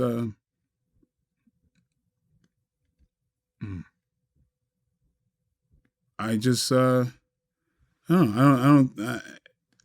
really didn't get deep into it. That's just my initial feeling that this power and fame thing. Well, I had to dig deep into it, getting ready for the interview. And I had his previous lawyer, which understood the whole case from beginning to end. Basically, this is what happened, right? And yes, we talked about, did he pay off some judges? Did he do this? And clearly having millions of dollars and having the best legal team that money could buy and going through the extraordinary amount of paperwork and so forth to file your appeal is something that the average person cannot do. Okay, so we have to, it's not like anyone would have been in the same situation as him. Yes, he had the money to actually fight it. But ultimately, this is what happened. In 2005, a woman, from his old alma mater, accused him of sexual assault, claimed that he gave her some pills that he said were herbal, and she took them, and then she was basically paralyzed, and he sexually assaulted her. Okay. So this case happened, and there was a criminal case and a civil case. The district attorney at the time looked at the criminal case and said, we're probably not going to win this criminal case. There's really just not enough evidence. There's not enough testimony. There's no proof. There's whatever else. If this goes to trial, and as you know, a criminal case and a civil case are judged very differently. Criminal case is beyond a reasonable doubt. A civil case is more likely than not. Basically 51% versus 49%. Yeah. Okay. So in this particular case, when he looked at it and he spoke to, the investigators and everything else like that, he felt, okay, we're going to lose this case in a criminal court. But he wanted to provide some level of justice for the woman. And with that, he basically made a deal, said, look, go ahead and, answer these questions. Don't invoke your Fifth Amendment. Go ahead and ask these questions, answer these questions. And you will not, if you answer these questions truthfully, you will not be tried in criminal court for this particular case, right? And we looked at the actual transcripts and everything else like that. He did not say that he drugged this woman or he sexually molested this woman or anyone else, but he did say that in prior years that he had basically done drugs with his various sexual partners, and everyone was a willing participant. But yes, Quaaludes and so forth is something that he's used in the past, but he claimed that it was not, everything was consensual and everything else like that, right? It was a party drug. So you fast forward to 15 years later, the Me Too movement is in full swing. The new district attorney that's coming in is actually, gets elected by saying when he gets elected, he's going to go after Bill Cosby, and this previous district attorney, let him walk away with him, raping all these women and so forth. We actually found a commercial of the new district attorney saying like, oh, unlike the previous district attorney, he let Bill Cosby go. He didn't look at witnesses. He blah, blah, blah. This is an actual commercial that we found that we included in the clip. So once he got elected, he went forward and went and prosecuted Bill Cosby. And when it got to the judge and the previous district attorney were arch enemies. So the judge basically said, yeah, I know about this deal, but I'm going to throw it out. And I'm going to allow this testimony in the civil trial to be used in this new case. So the new trial was even though it looked like there was 30 women, accusing him of sexual assault, is really just that one woman from 2005. She got to get on the stand, say what happened. They were able to use this transcript, which should have never been used. And then the judge allowed all these other women that have nothing to do with the case to come in and be character witnesses. And with that, he was found guilty and sentenced to prison. When they appealed it to the Supreme Court of Pennsylvania, they looked at it and said, this was a deal that the previous district attorney made. He publicly did he did a press release on it where he stated that they're not going to be prosecuting, et cetera, et cetera. Essentially they called it a bait and switch. That if you give someone immunity for a certain level of testimony, you can't turn around and say, okay, well, this immunity doesn't count anymore because, we want to prosecute you and so forth. So based on that, Bill Cosby walked free. Right. It was not because he paid anyone off. Not because he bought a judge or threatened, somebody or, to change their story. Yeah. He went through the process and now he's free. Right. So now that you know that part of the story, what do you think? Same thing. It's still, I mean, if if you have the wherewithal to have people who, I mean, that's a money thing. You have to be able to have representation that can chase that down. Right. And I'm sure that's a tireless situation. So yeah, I mean, it is something of privilege to some degree, of course. I'd like so basically exactly what you were saying. Well, when I hear this, I thought, okay, well, he's got representation that someone else wouldn't have. If it was someone else, he wouldn't have been freed. Right, because they did not have the money to go through this. Exactly. Extensive appeal. That's basically what I'm saying. Right. So when I heard that, I go, okay, power, privilege equals, equals this verdict. Right. I mean, the rapper BG, tried to get an early release, recently. He wrote a handwritten, note to the, letter to the judge, that said like, enough is enough. And, using a bunch of language that was not going to work very well with judges. The judge said, sorry, you had a bunch of violations in prison. You're going to be there until you're there. So saying that BG didn't even get a lawyer to put this together. You see what I'm saying? He wrote it himself in prison. Yeah. And I think that's, you got the Innocence Project and you have various things for people who don't have money. But, I've seen documentaries about these guys. They'll get 1,000 cases and they might take 1 or 2. You see what I'm saying? Yeah. Like, not a lot of people have millions of dollars in order to do this. Bill Cosby had all the time in the world. But the one thing that was interesting about this case was that he actually would have gotten out earlier if he would have taken a sex offender class, and he refused to do it. He said, I'm not going to take a sex offender class because that's going to be implying that I'm guilty, and I'd rather sit here in prison for 10 years rather than admit that I'm guilty.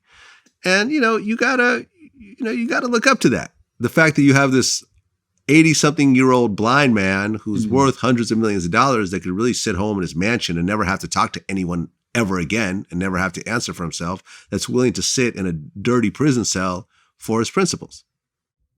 Yeah, well, whether we agree with him or not, that's, there are people who have their opinion. There's people who say, well, I didn't do anything wrong. And other people may differ, That's one of the things I always think about is like, there are people who are wrong. There's people who are ignorant. There are people who are pedophiles. There are people who are rapists.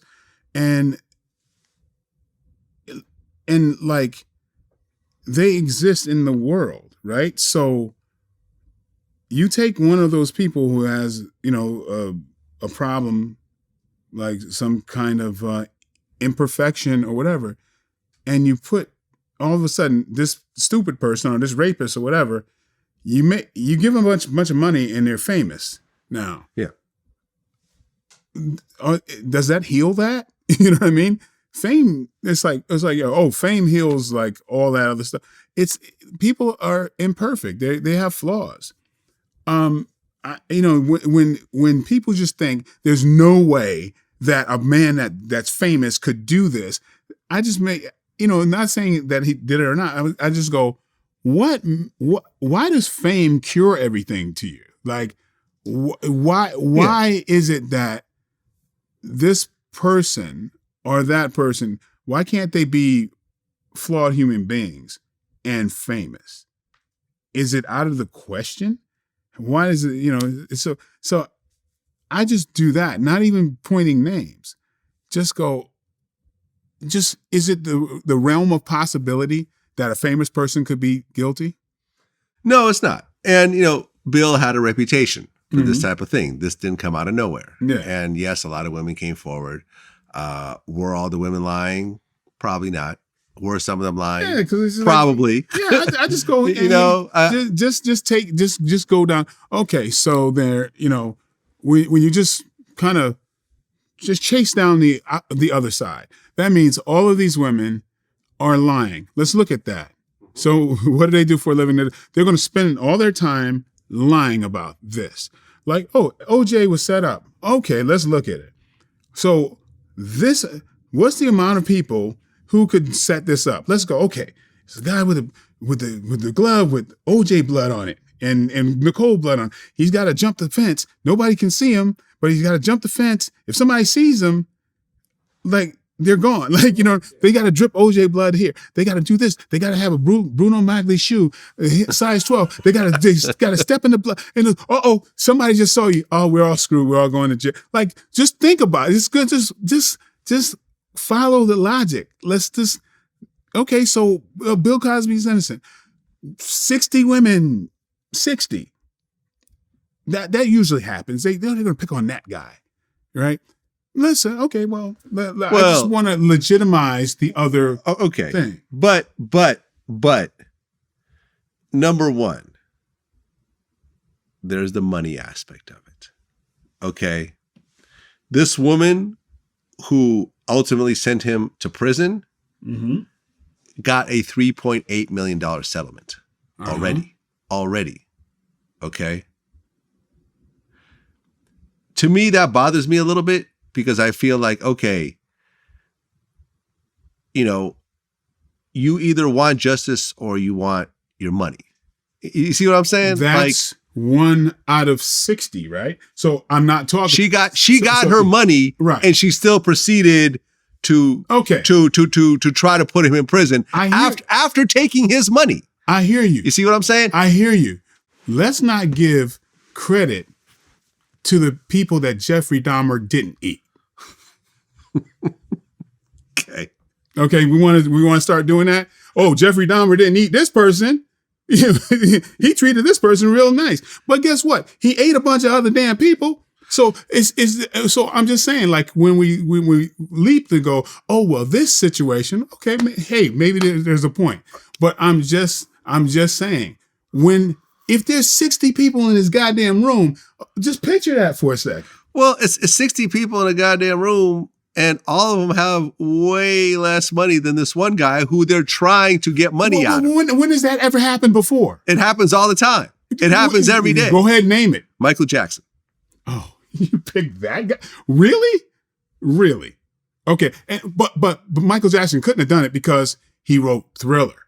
No, Michael Jackson, what I'm saying is that when you see people that accuse the Michael Jacksons of the world, there's usually $100 million lawsuit to go along with that accusation. But I want to see someone come forward and say, I want the truth to be out there. I don't care about the money. You know what I'm saying? This is not coupled with a lawsuit. For a second, you go, what if he did it? What would it look like? Okay, listen, because Tom, similar to what it looks like. Tom Mesereau also represented. This is the guy who helped Michael Jackson win his case. Right. All charges dropped.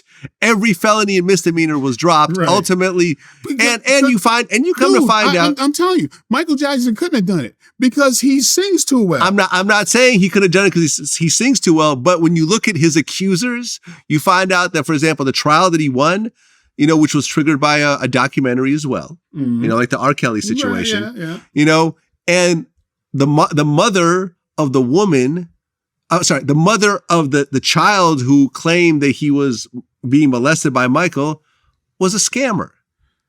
Listen, right? They proved that she had done so many scams that she couldn't even take the stand without self-incrimination. Yeah, okay. So I'm just saying, you have a scammer mother who suddenly, sees her son as a way to get a big bag. I mean, Chris Tucker took the stand in that case and said, these people are full of shit. All this stuff they're accusing Michael of actually didn't even happen that way. Right, because Chris Tucker is famous, right? And he couldn't be wrong. It's not that he couldn't be wrong. No, he can't be because he's famous, man. Fame heals everything. No. I'm not saying that. But why are you mentioning Chris Tucker? How many other people are you not mentioning? Just think about it. I'm just saying, give equal. Equal. Well, one of the guy. Okay, let's put it like this. One of Michael Jackson. I agree with you. Okay, I already agree with you. Right. Like Bill Cosby couldn't have. There's 60 grown ass women that's just decided. We got to go after Bill Cosby, and Michael Jackson. He couldn't have done it because it's just because we happen to see him with nothing but kids, but like there's there's women that he's been dealing with all this time. So because those women, of course, you see them in pictures all the time because he's so famous. You got to see all those pictures of the women that he's been with. So he couldn't have done that. He couldn't. There's no way because he's famous. I'm not saying there's no way. I'm saying that it could have happened. But what I'm saying is, like, for example, one of the Michael Jackson's Leaving Neverland accusers took the stand for his trial saying nothing happened, his old trial. So there's always there's $100 million lawsuit to go along with them suddenly switching their story right before the statute of limitation ends. So he couldn't have done it.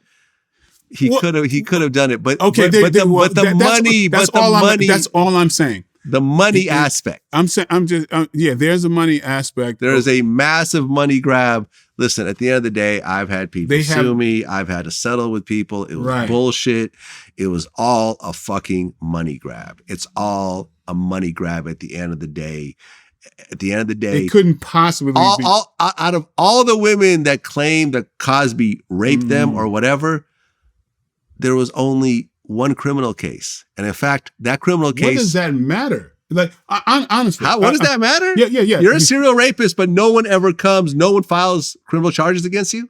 But you're this serial rapist. You have to think, okay, when you start thinking about just even in rape, how many times, you know how hard that is to prove? It's a very hard thing to prove. I mean, Mike Tyson went to prison for it. It's a very hard thing to prove. Tupac went to prison for it.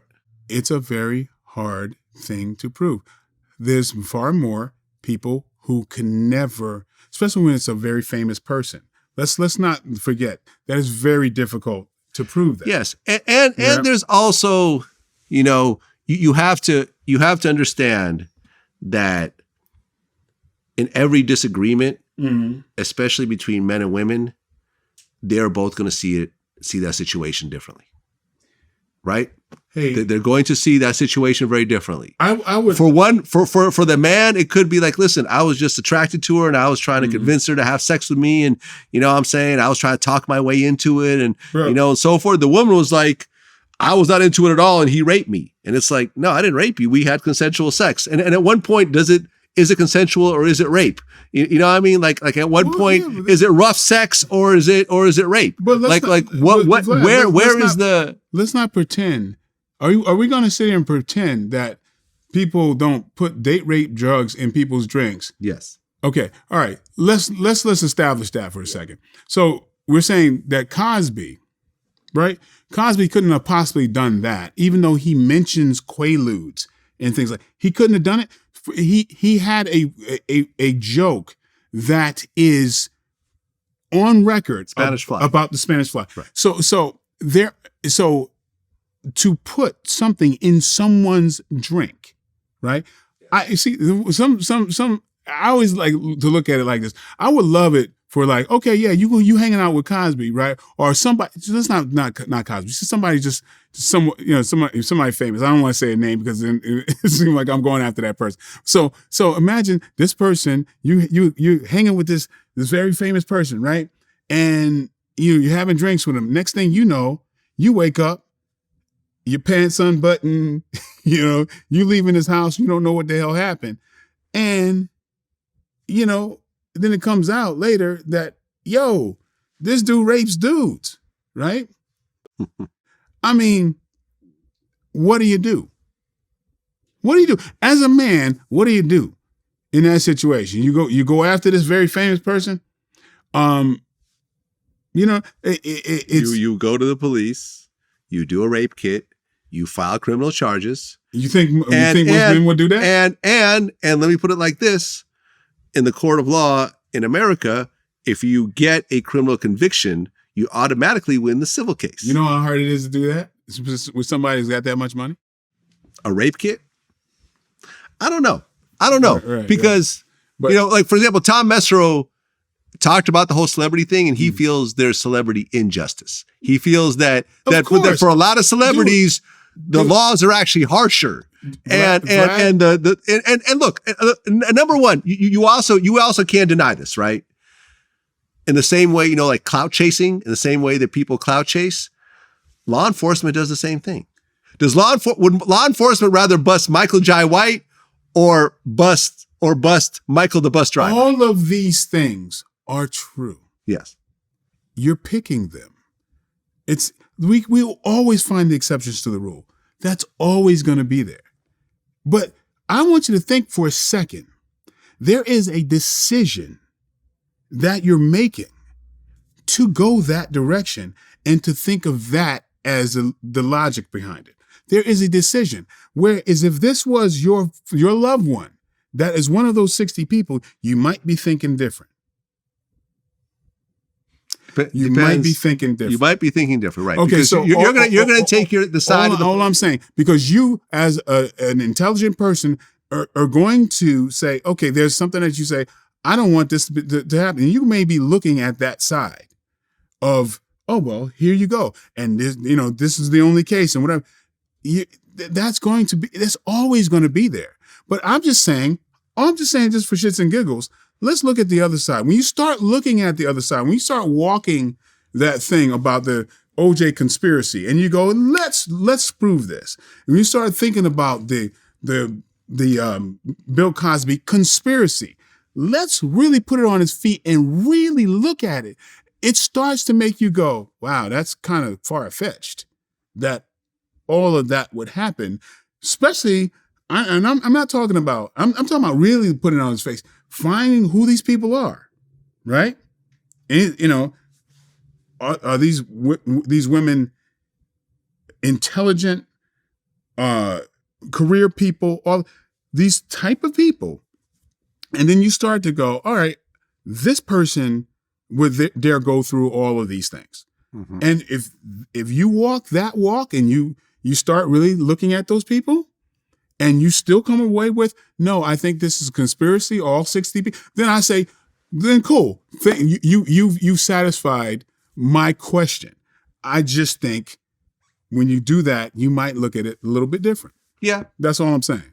And you also have to keep in mind that when things like this happen, people start to gang up and people see opportunities and so forth. Like, for example, R. Kelly is now facing new allegations of bribing and sexually assaulting a teenage boy. Mm-hmm. Okay. Now, out of all the stories that I have heard about R. Kelly, and I've interviewed people, I've interviewed Public Announcement, his old group, I've interviewed his ex-girlfriend, I've interviewed people like Nivea, who's worked with him and so forth. At no place have I ever heard any sort of gay allegations or anything else like that. I mean, I've never heard that at all, ever. And now there's this teenage boy that's now saying that he was assaulted by R. Kelly as well. Same thing happened with T.I. and Tiny. Remember, there was the whole thing about like these women are claiming that they were drugged and, forced to do sexual acts with T.I. and Tiny. And then like a male comes forward with the same thing. You know what I mean? Because at the end of the day, the way the legal system works is that most times, if you can get a lawyer that will take your case on contingency and take a third or 40%, most times, unless you can get it completely thrown out, you'll have to settle and just give the person something. And you were talking about this boy. Yeah. Right now, why? Are you giving equal time to the others? You're talking about something that seems ridiculous against R. Kelly. Yes. How about the other ones? The other ones seem legit. Okay. That's all I'm saying. Because I have seen the video. The other ones seem legit. But what I'm saying is, because with that was that's hilarious. Right. We saw the damn, the damn video. I saw the video. Right, R. Kelly was sleeping with underage girls. Right. I am 100% sure of that. I have seen the tape. Right. The tape was circulating all through the swap meets and everything else like that before the internet was a thing. I saw the tape. Yeah. R. Kelly got away with molesting an underage girl. And he managed to beat the case because from what it seems like, he paid off the family and got the girl to take the stand and say, it's not me. Man, he got off. Celebrity thing is a he got monster. off with that. Now, but what I'm saying is were all the girls that he was sleeping with you know, who are basically, you know, like the girl that I interviewed, when she got with him, she was like 19 or 18. Yeah. And it's like, yeah, that is somewhat young, but it's legal. You see what I'm saying? It is legal. Okay. You know, a 35-year-old man can date a 19-year-old. Again, Jeffrey Dahmer didn't eat that guy. Somebody's all going, I'm saying Jeffrey is, Dahmer didn't eat me. When someone's got a lot of money, when someone's got a lot of money, right, people will try to take it from you. And people will come up and say whatever, especially when things are hard to prove, especially when there's only two people in a room. You know, at the end of the day, everyone knew Bill Cosby was married. Right? Like there's not a shock that, you know, his wife Camille, who he's talked about in his stand-ups, you know, who was played by Felicia Rashad on the show. Everyone knows it's a married man. Yeah. You know, a lot of women, you know, and he admitted, you know, he cheated on his wife. You know, he's not denying that part. A lot of women went up to go have sex with Bill, you know, would go see him in his hotel room at 2:00 in the morning, knowing he's married, knowing what they're going in there for. Right? They don't think that they're doing a reading at 2:00 in the morning, you know, at the Four Seasons. Okay. It is what it fucking is. Okay. There's a lot of consensual stuff. And at the end of the day, a lot of women will go into a situation, sleep with a man, and maybe they were sold a dream. Yeah. Maybe they had that dream in their head. Like, if I give this man this good ass pussy, he gonna put me on the Cosby Show, or he's gonna give me a career or whatever else. Like I knew some people like that. Right.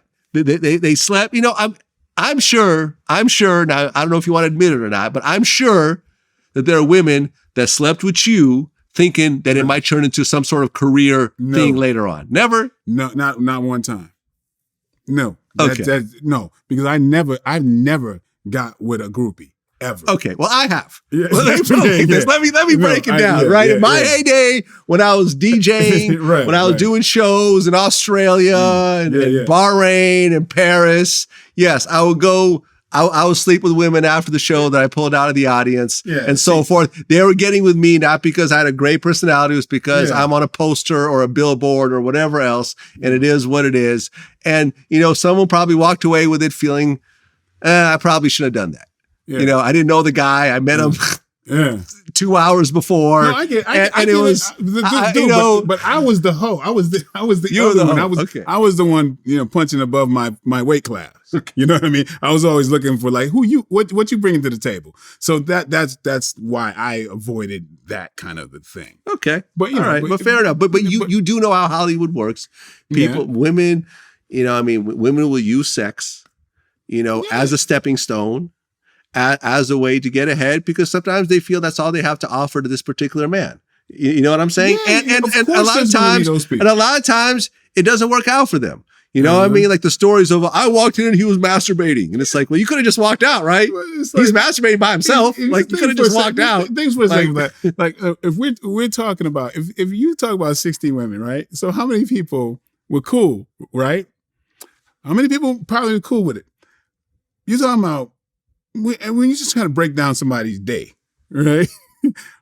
What do you think the multitude is? I'm not making an accusation, but I'm going like, oh, damn. Like, okay, if it's that many damn women that was like consensual, or, you know, you saying that's those are ones that's claiming not to be consensual. Right.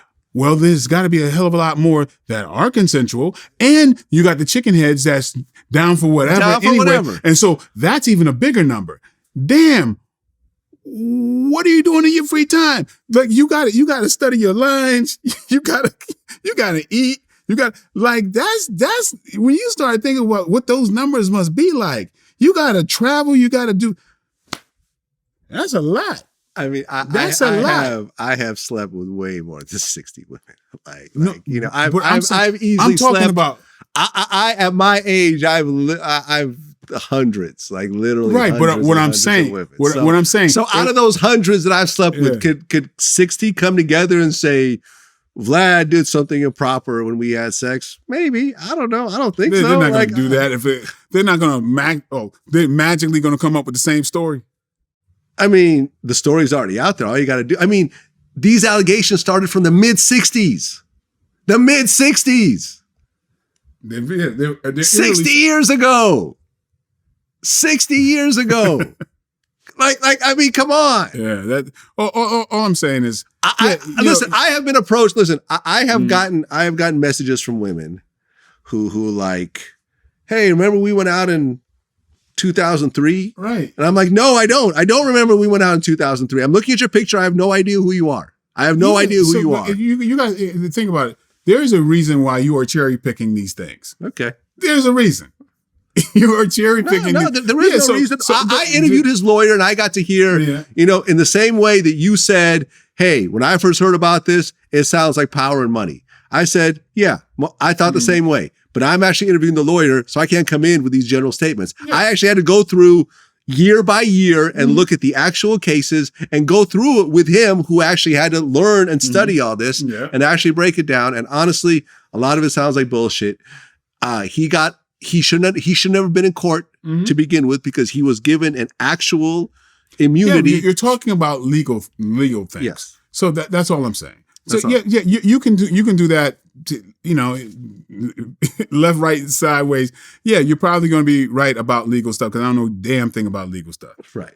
So yeah, there's all kinds of lawyers are responsible for getting those laws in there, man. Yeah. So they're doing their thing, man. So hey, there's loopholes for a reason. That men make these goddamn laws, and it's not to benefit women, man. You know that. So it's already hard to do. All I'm going. I don't know if these laws don't benefit women, because I think as a whole, I think, like, for example, I think no. No, if you for example, like alimony, when we talked about earlier, you're changing that's not meant to benefit men. I didn't say all laws. Okay. I'm talking about these. These laws? Okay. Of course, alimony is completely different. Right. But see, there you go, cherry picking again. I'm talking about rape, man. Fine. There's a reason why women don't want to even go there. Same reason why if a man was raped, he wouldn't want to go there neither. Right. Lala Anthony recently filed for divorce from Carmelo. I guess he had gotten a woman pregnant with twins, and she had posted up the DMs of them, or the text messages of her basically asking for some financial support, and him trying to give her cash instead of Cash App or whatever else. This got posted up, and she already filed for divorce. What's interesting is that Carmelo Anthony sent me a very angry DM. Did he? After, I think it was after the John Sally interview, because that probably hit it a little close to home, because, it's a basketball player. Yeah, I don't know a thing about it, though.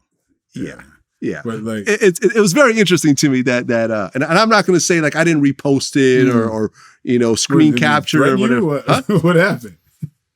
I mean, you could say it was a lightweight. I wouldn't say it's a threat. I think it was just tough talk, over DM, which I found kind of funny, actually. It was like, okay, what's Carmelo Anthony gonna do? Like, what I mean? We're not gonna run into each other. And if we did, I'm gonna have security with me. Like, who the fuck cares what Carmelo has to think? Like, what I mean?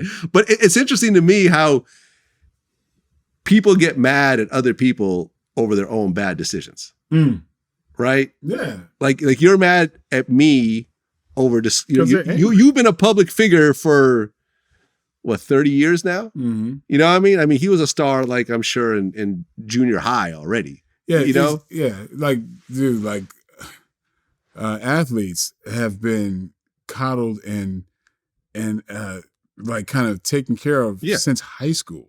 Or even earlier. Yeah, man. So it's like they come from a whole different kind of ethic. It's hard for them.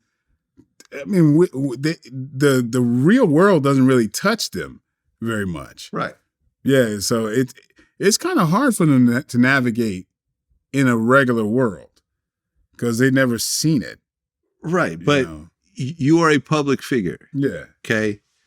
You could have worked a 9 to 5 and played basketball, in the summer league in your spare time if you were not wanted to be in the public eye. You're the one that took the hundreds of millions of dollars. That's true. That's true. You took the hundreds of millions of dollars to be on TV every week. But hey, to have your face on TV. Yeah, but this person is spoiled, man. He got the whole world giving him what he wants and saying he's right. I don't play that shit. At the end of the day, I'm here to report on the news. That's a real world situation. And I'm here to talk about it if it pertains to the guest that I'm talking about. Yeah. John Sally is a basketball. He knows Lala, and I think he knows Carmelo somewhat. We talked about it. John Sally knows everybody. He knows everybody. Yeah. So we talked about. We didn't bash him or whatever else, but it was like, okay, here you are. You're married, right, to a very public person as well. Lala is extremely public. I mean, she's on a bunch of TV shows. Have you ever worked with Lala? I don't know her. Okay. I think. Have you done any movies with her? Seems like you guys would. No, I don't know. She's never been in any Tyler Perry films? Like, I don't know. Okay. She could be right here. I wouldn't know who she was. I mean, she's in Power. You know, I've never seen it. She's in The Shy. Hold on a second. I think my wife said that we were at some function, all of us together. This is Lala Anthony. That's not going to help me at all. Okay, all right. Anyways, my whole thing is like, look. Wait a second. No. All right. Okay. Who's the one with Derek Fisher? That's not her, right? No, okay. That's Gloria Javon. I don't. That's Matt Barnes' ex. Yeah, well, I'm just like, you know. I actually interviewed Matt. He talked about how he went to go beat up Derek Fisher. I like Matt. I like Matt. I love Matt. I like that Matt. dude a lot. But my thing is this, you know, and I'm sure Carmelo's going to watch this and get even more mad at me, and it's whatever. Like I'm not sitting here, you know, worried about what a NBA guy has to say about my business. You know, I mean, I'm not going to tell him how to do his job. He's not going to tell me how to do mine. Point blank. Period. I don't back down. I don't bend. You know, what I mean, to what people think just because they can get angry. If Carmelo has a problem, he can come sit down with me. What was the threat? I never even got that. It was just basically like, no, like, yo, you need to stop talking about me. You know, that's hilarious. You know what I mean? I'm serious. You know, I mean, it was all capital letters or something like that. You know, it's like, yo, man, keep my name out your mouth or something. I'm like, you know, whatever. I don't give a shit. Oh, man. Carmelo, like, you know what I mean? Go on with that. That's funny. I found it funny. And I didn't mention until now because I figured if I'm going to talk about it, I'm going to get paid for it. Yeah. You know what I'm saying? We all going to do it. World. My whole thing is like, look, okay, you are married to an extremely public person. You are an extreme public figure. Okay, you are considered one of the great basketball players of all time. Absolutely. You know what I'm saying? Yeah. The only reason why you're not considered one of the all-time greats is because he decided to take the money and not go on an actual winning team.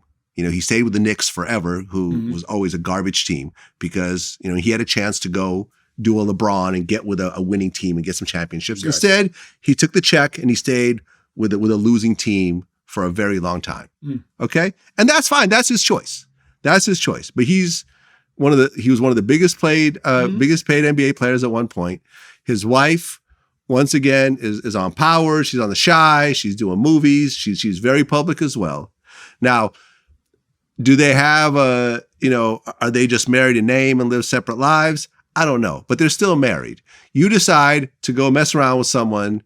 You don't use condoms. You don't get a vasectomy, and you go and get someone pregnant. Okay, you're gonna have to hold that.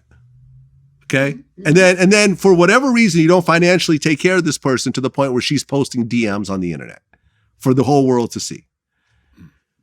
You need to hold that. You can get mad at me all you want.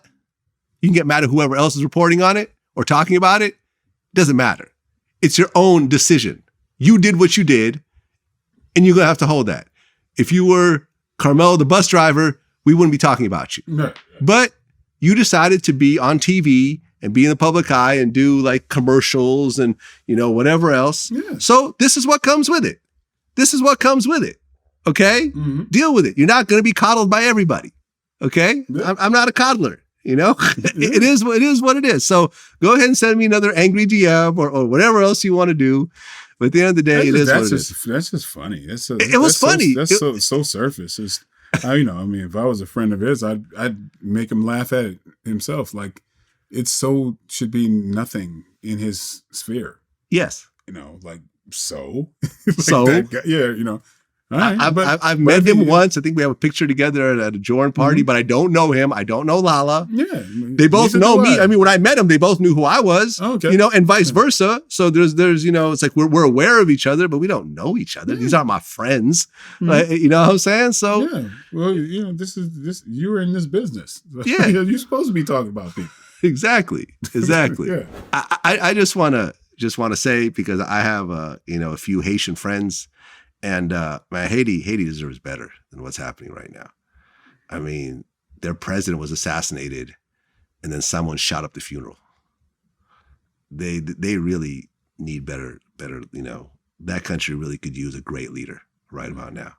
I'm busy right now. I just can't do it. Yeah. Yeah, You don't want to be president of Haiti right now? No. You gonna turn it down? I got to pass on that. Well, I mean, Wyclef ran for president. I heard that. Yeah, I interviewed him about it. Yeah. In fact, his group mate Praz actually backed the other guy who beat him. Mm-hmm. Right? Mm-hmm. But that didn't work out too well either, from what I understand. Right. You know what I mean? But like Haiti, have you ever been? No.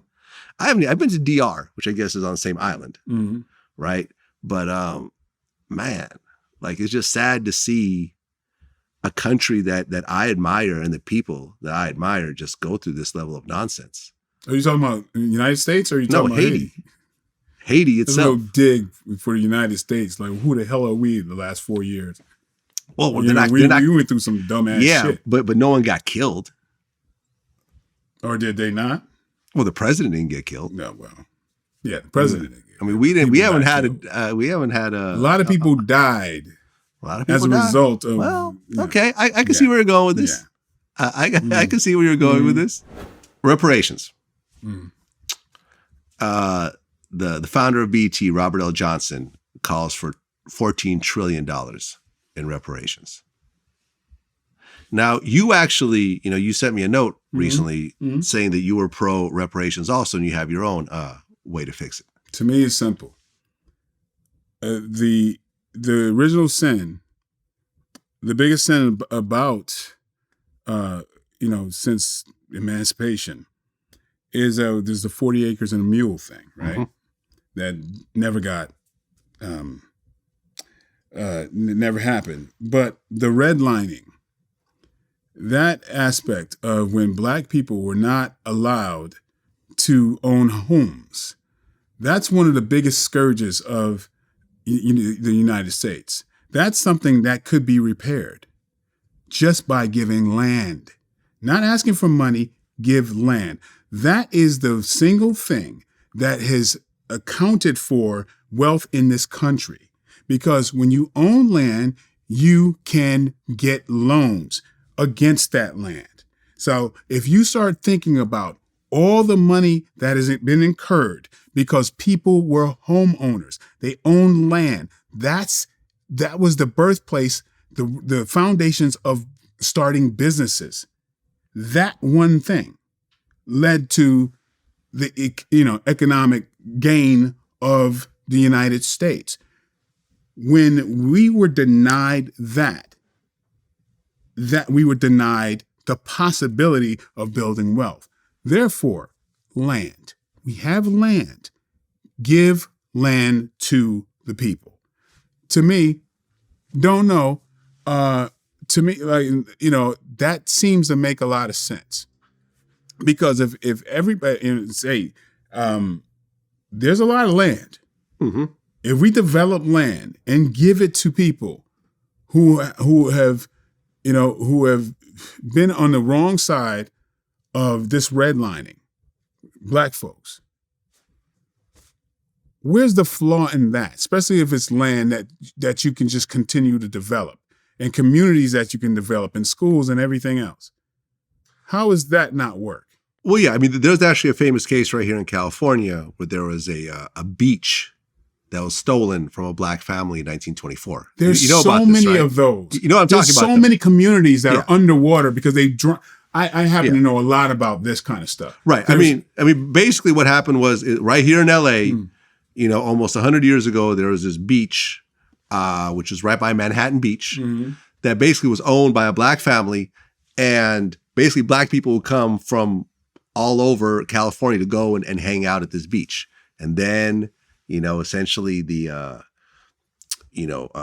city started passing all these really horrible laws saying, people, you can't walk through here. So people would have to park like a half mile away and walk, blah, blah, blah. And eventually they passed more and more laws. And basically all the land was basically stolen from this family. Now they're talking about giving it back. This is worth hundreds of millions of dollars. There's far more cases of giant communities of Black people that they've flooded and are now bodies of water.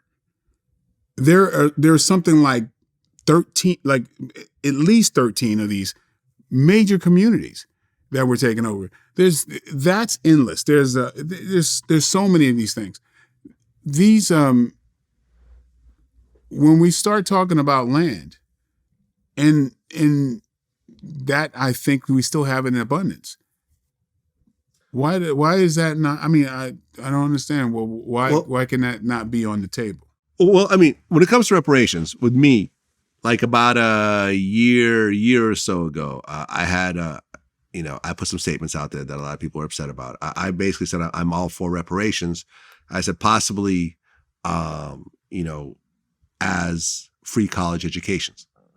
A lot of people got mad at me. Okay, how come we don't get cash? How come we don't get land and so forth? So I'm like, I just don't think that, the U.S. can cut a $14 trillion check like that. I don't think it's realistic. You fast forward to when the pandemic started and, all the bailout money and everything else like that. I'm like, okay, I stand corrected. I see the U.S. can cut checks when it wants to. They certainly when can. It wants to. So I actually reversed my position. I said, something, I was wrong in my college education statement. That was a little bit, I mean, I feel like I was off base with that. So I apologize for those statements. And yeah, I actually do believe in cash reparations or maybe tax breaks or land or whatever else. Now, in terms of land, though, like you can't take land away from someone unless you could prove that it was stolen. So you're talking about building. The government, how much that land the government has? A lot.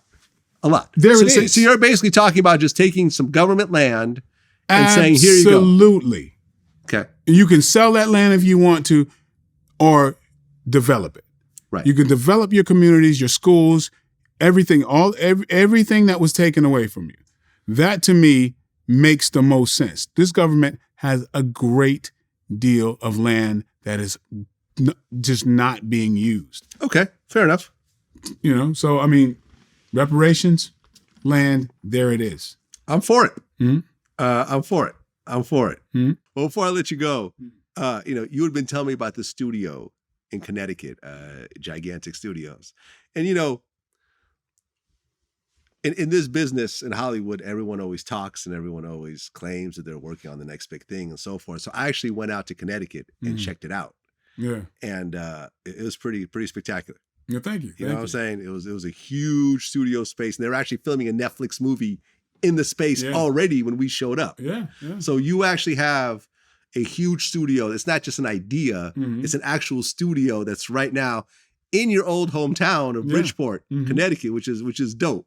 I got to actually sit there with all the community, leaders and everything else like that, talking about all the jobs that are coming in. Yeah, so a lot of exciting things happening, man, because you just seen just like a small portion. I bet. So we're constantly building, and it's a thing where, I mean, the thing that excites me is I'm able to put people to work, put the community to work, the community that gave so much to me growing up. That is just like that's the greatest thing. This industry is really a wonderful industry, and there's so much talent out there. And these kids, I always encourage them. Is like when you're looking at these movies, look at all those credits that go up at the end. Those are jobs. Those are people bringing money to their family. So to be in a position where I've got these internship programs and being in this, I've always been connected still with the school systems and everything. Mm-hmm. But, being able to bring that back and just having things come full circle is like, it's really kind of a dream come true. Right. And this is going to be like, if you compare it to Tyler Perry's studio in terms of sheer size, is it similar, bigger, smaller? Well, the structure of it is a bit bigger. Really? Not bigger than his old studio. I mean, nothing's bigger than his place. Well, it'll just be slightly more sound stages. That's all. But yeah, Tyler's got a town. Like you could fit the other major studios in his. Yeah, I mean, he bought a whole military base. Oh yeah, but he's got functional houses. It's amazing. What he created was absolutely amazing. But he's got that mindset. He's a builder. He's got that whole. I mean, he's had plans for quite some time. So it's not going to be nearly that size. but very much like Tyler, he started out in a space called Krog Street, and I got to know him when he had his first studio, which is smaller than the one I have now. But you see where he's gone from there. So I've basically got my Krog Street, and I'm building up from there. I think it's just so dope that you go back into your old neighborhood, and like I have family in Bridgeport, and it is a rough area. Yeah, it is a rough area. A lot of drugs, a lot of crime, and just when you drive around there, it's just a lot of boarded up houses, empty warehouses, like that type of thing. It's kind of like to have this type of opportunity in a place like that by someone who came from there. I think it sets such a goal for kids that are growing up in that area to say, hey, look, here's someone who looks like us, who grew up like us. I know this guy's grandkids and, cousins and stuff like that. So they can vouch that this is real. And he came back out of all the places he could have built. He could have gone to Utah or Arizona or whatever else, but he actually came back here and is building this dope studio. And like I said, like walking in and seeing a Netflix production, I'm like, I'm not on a lot of movie sets. So I'm like, yo, this is a real movie set. Like this is a big cast. There's tons of, $1 million cameras, and there's all these trucks outside and everything. I'm like, yo, this is some real shit. Yeah, man. In a place that wasn't doing this before. Yeah, that's just the beginning, bro. But look, man, it was done for me. Somebody came to my high school when I was young and said something and planted a seed for me. Changed my life. I mean, there's a few things that happened. I don't know if I told you the story about that, but like I was dipped from a gang fight a long time ago. I was like probably 14, 15. I was on a bike, and I saw this young black couple moving into the house. Yep. Yeah, that thing. If not for these certain images, I wouldn't be here, right? So I feel like, I was spared for a reason. So that's part of the thing. So this is what I'm supposed to do. Yeah, people really underestimate the concept of a role model, right? I mean, look, when I started VladTV, I looked at World Star. I knew Q. I called him up. I had conversations with him.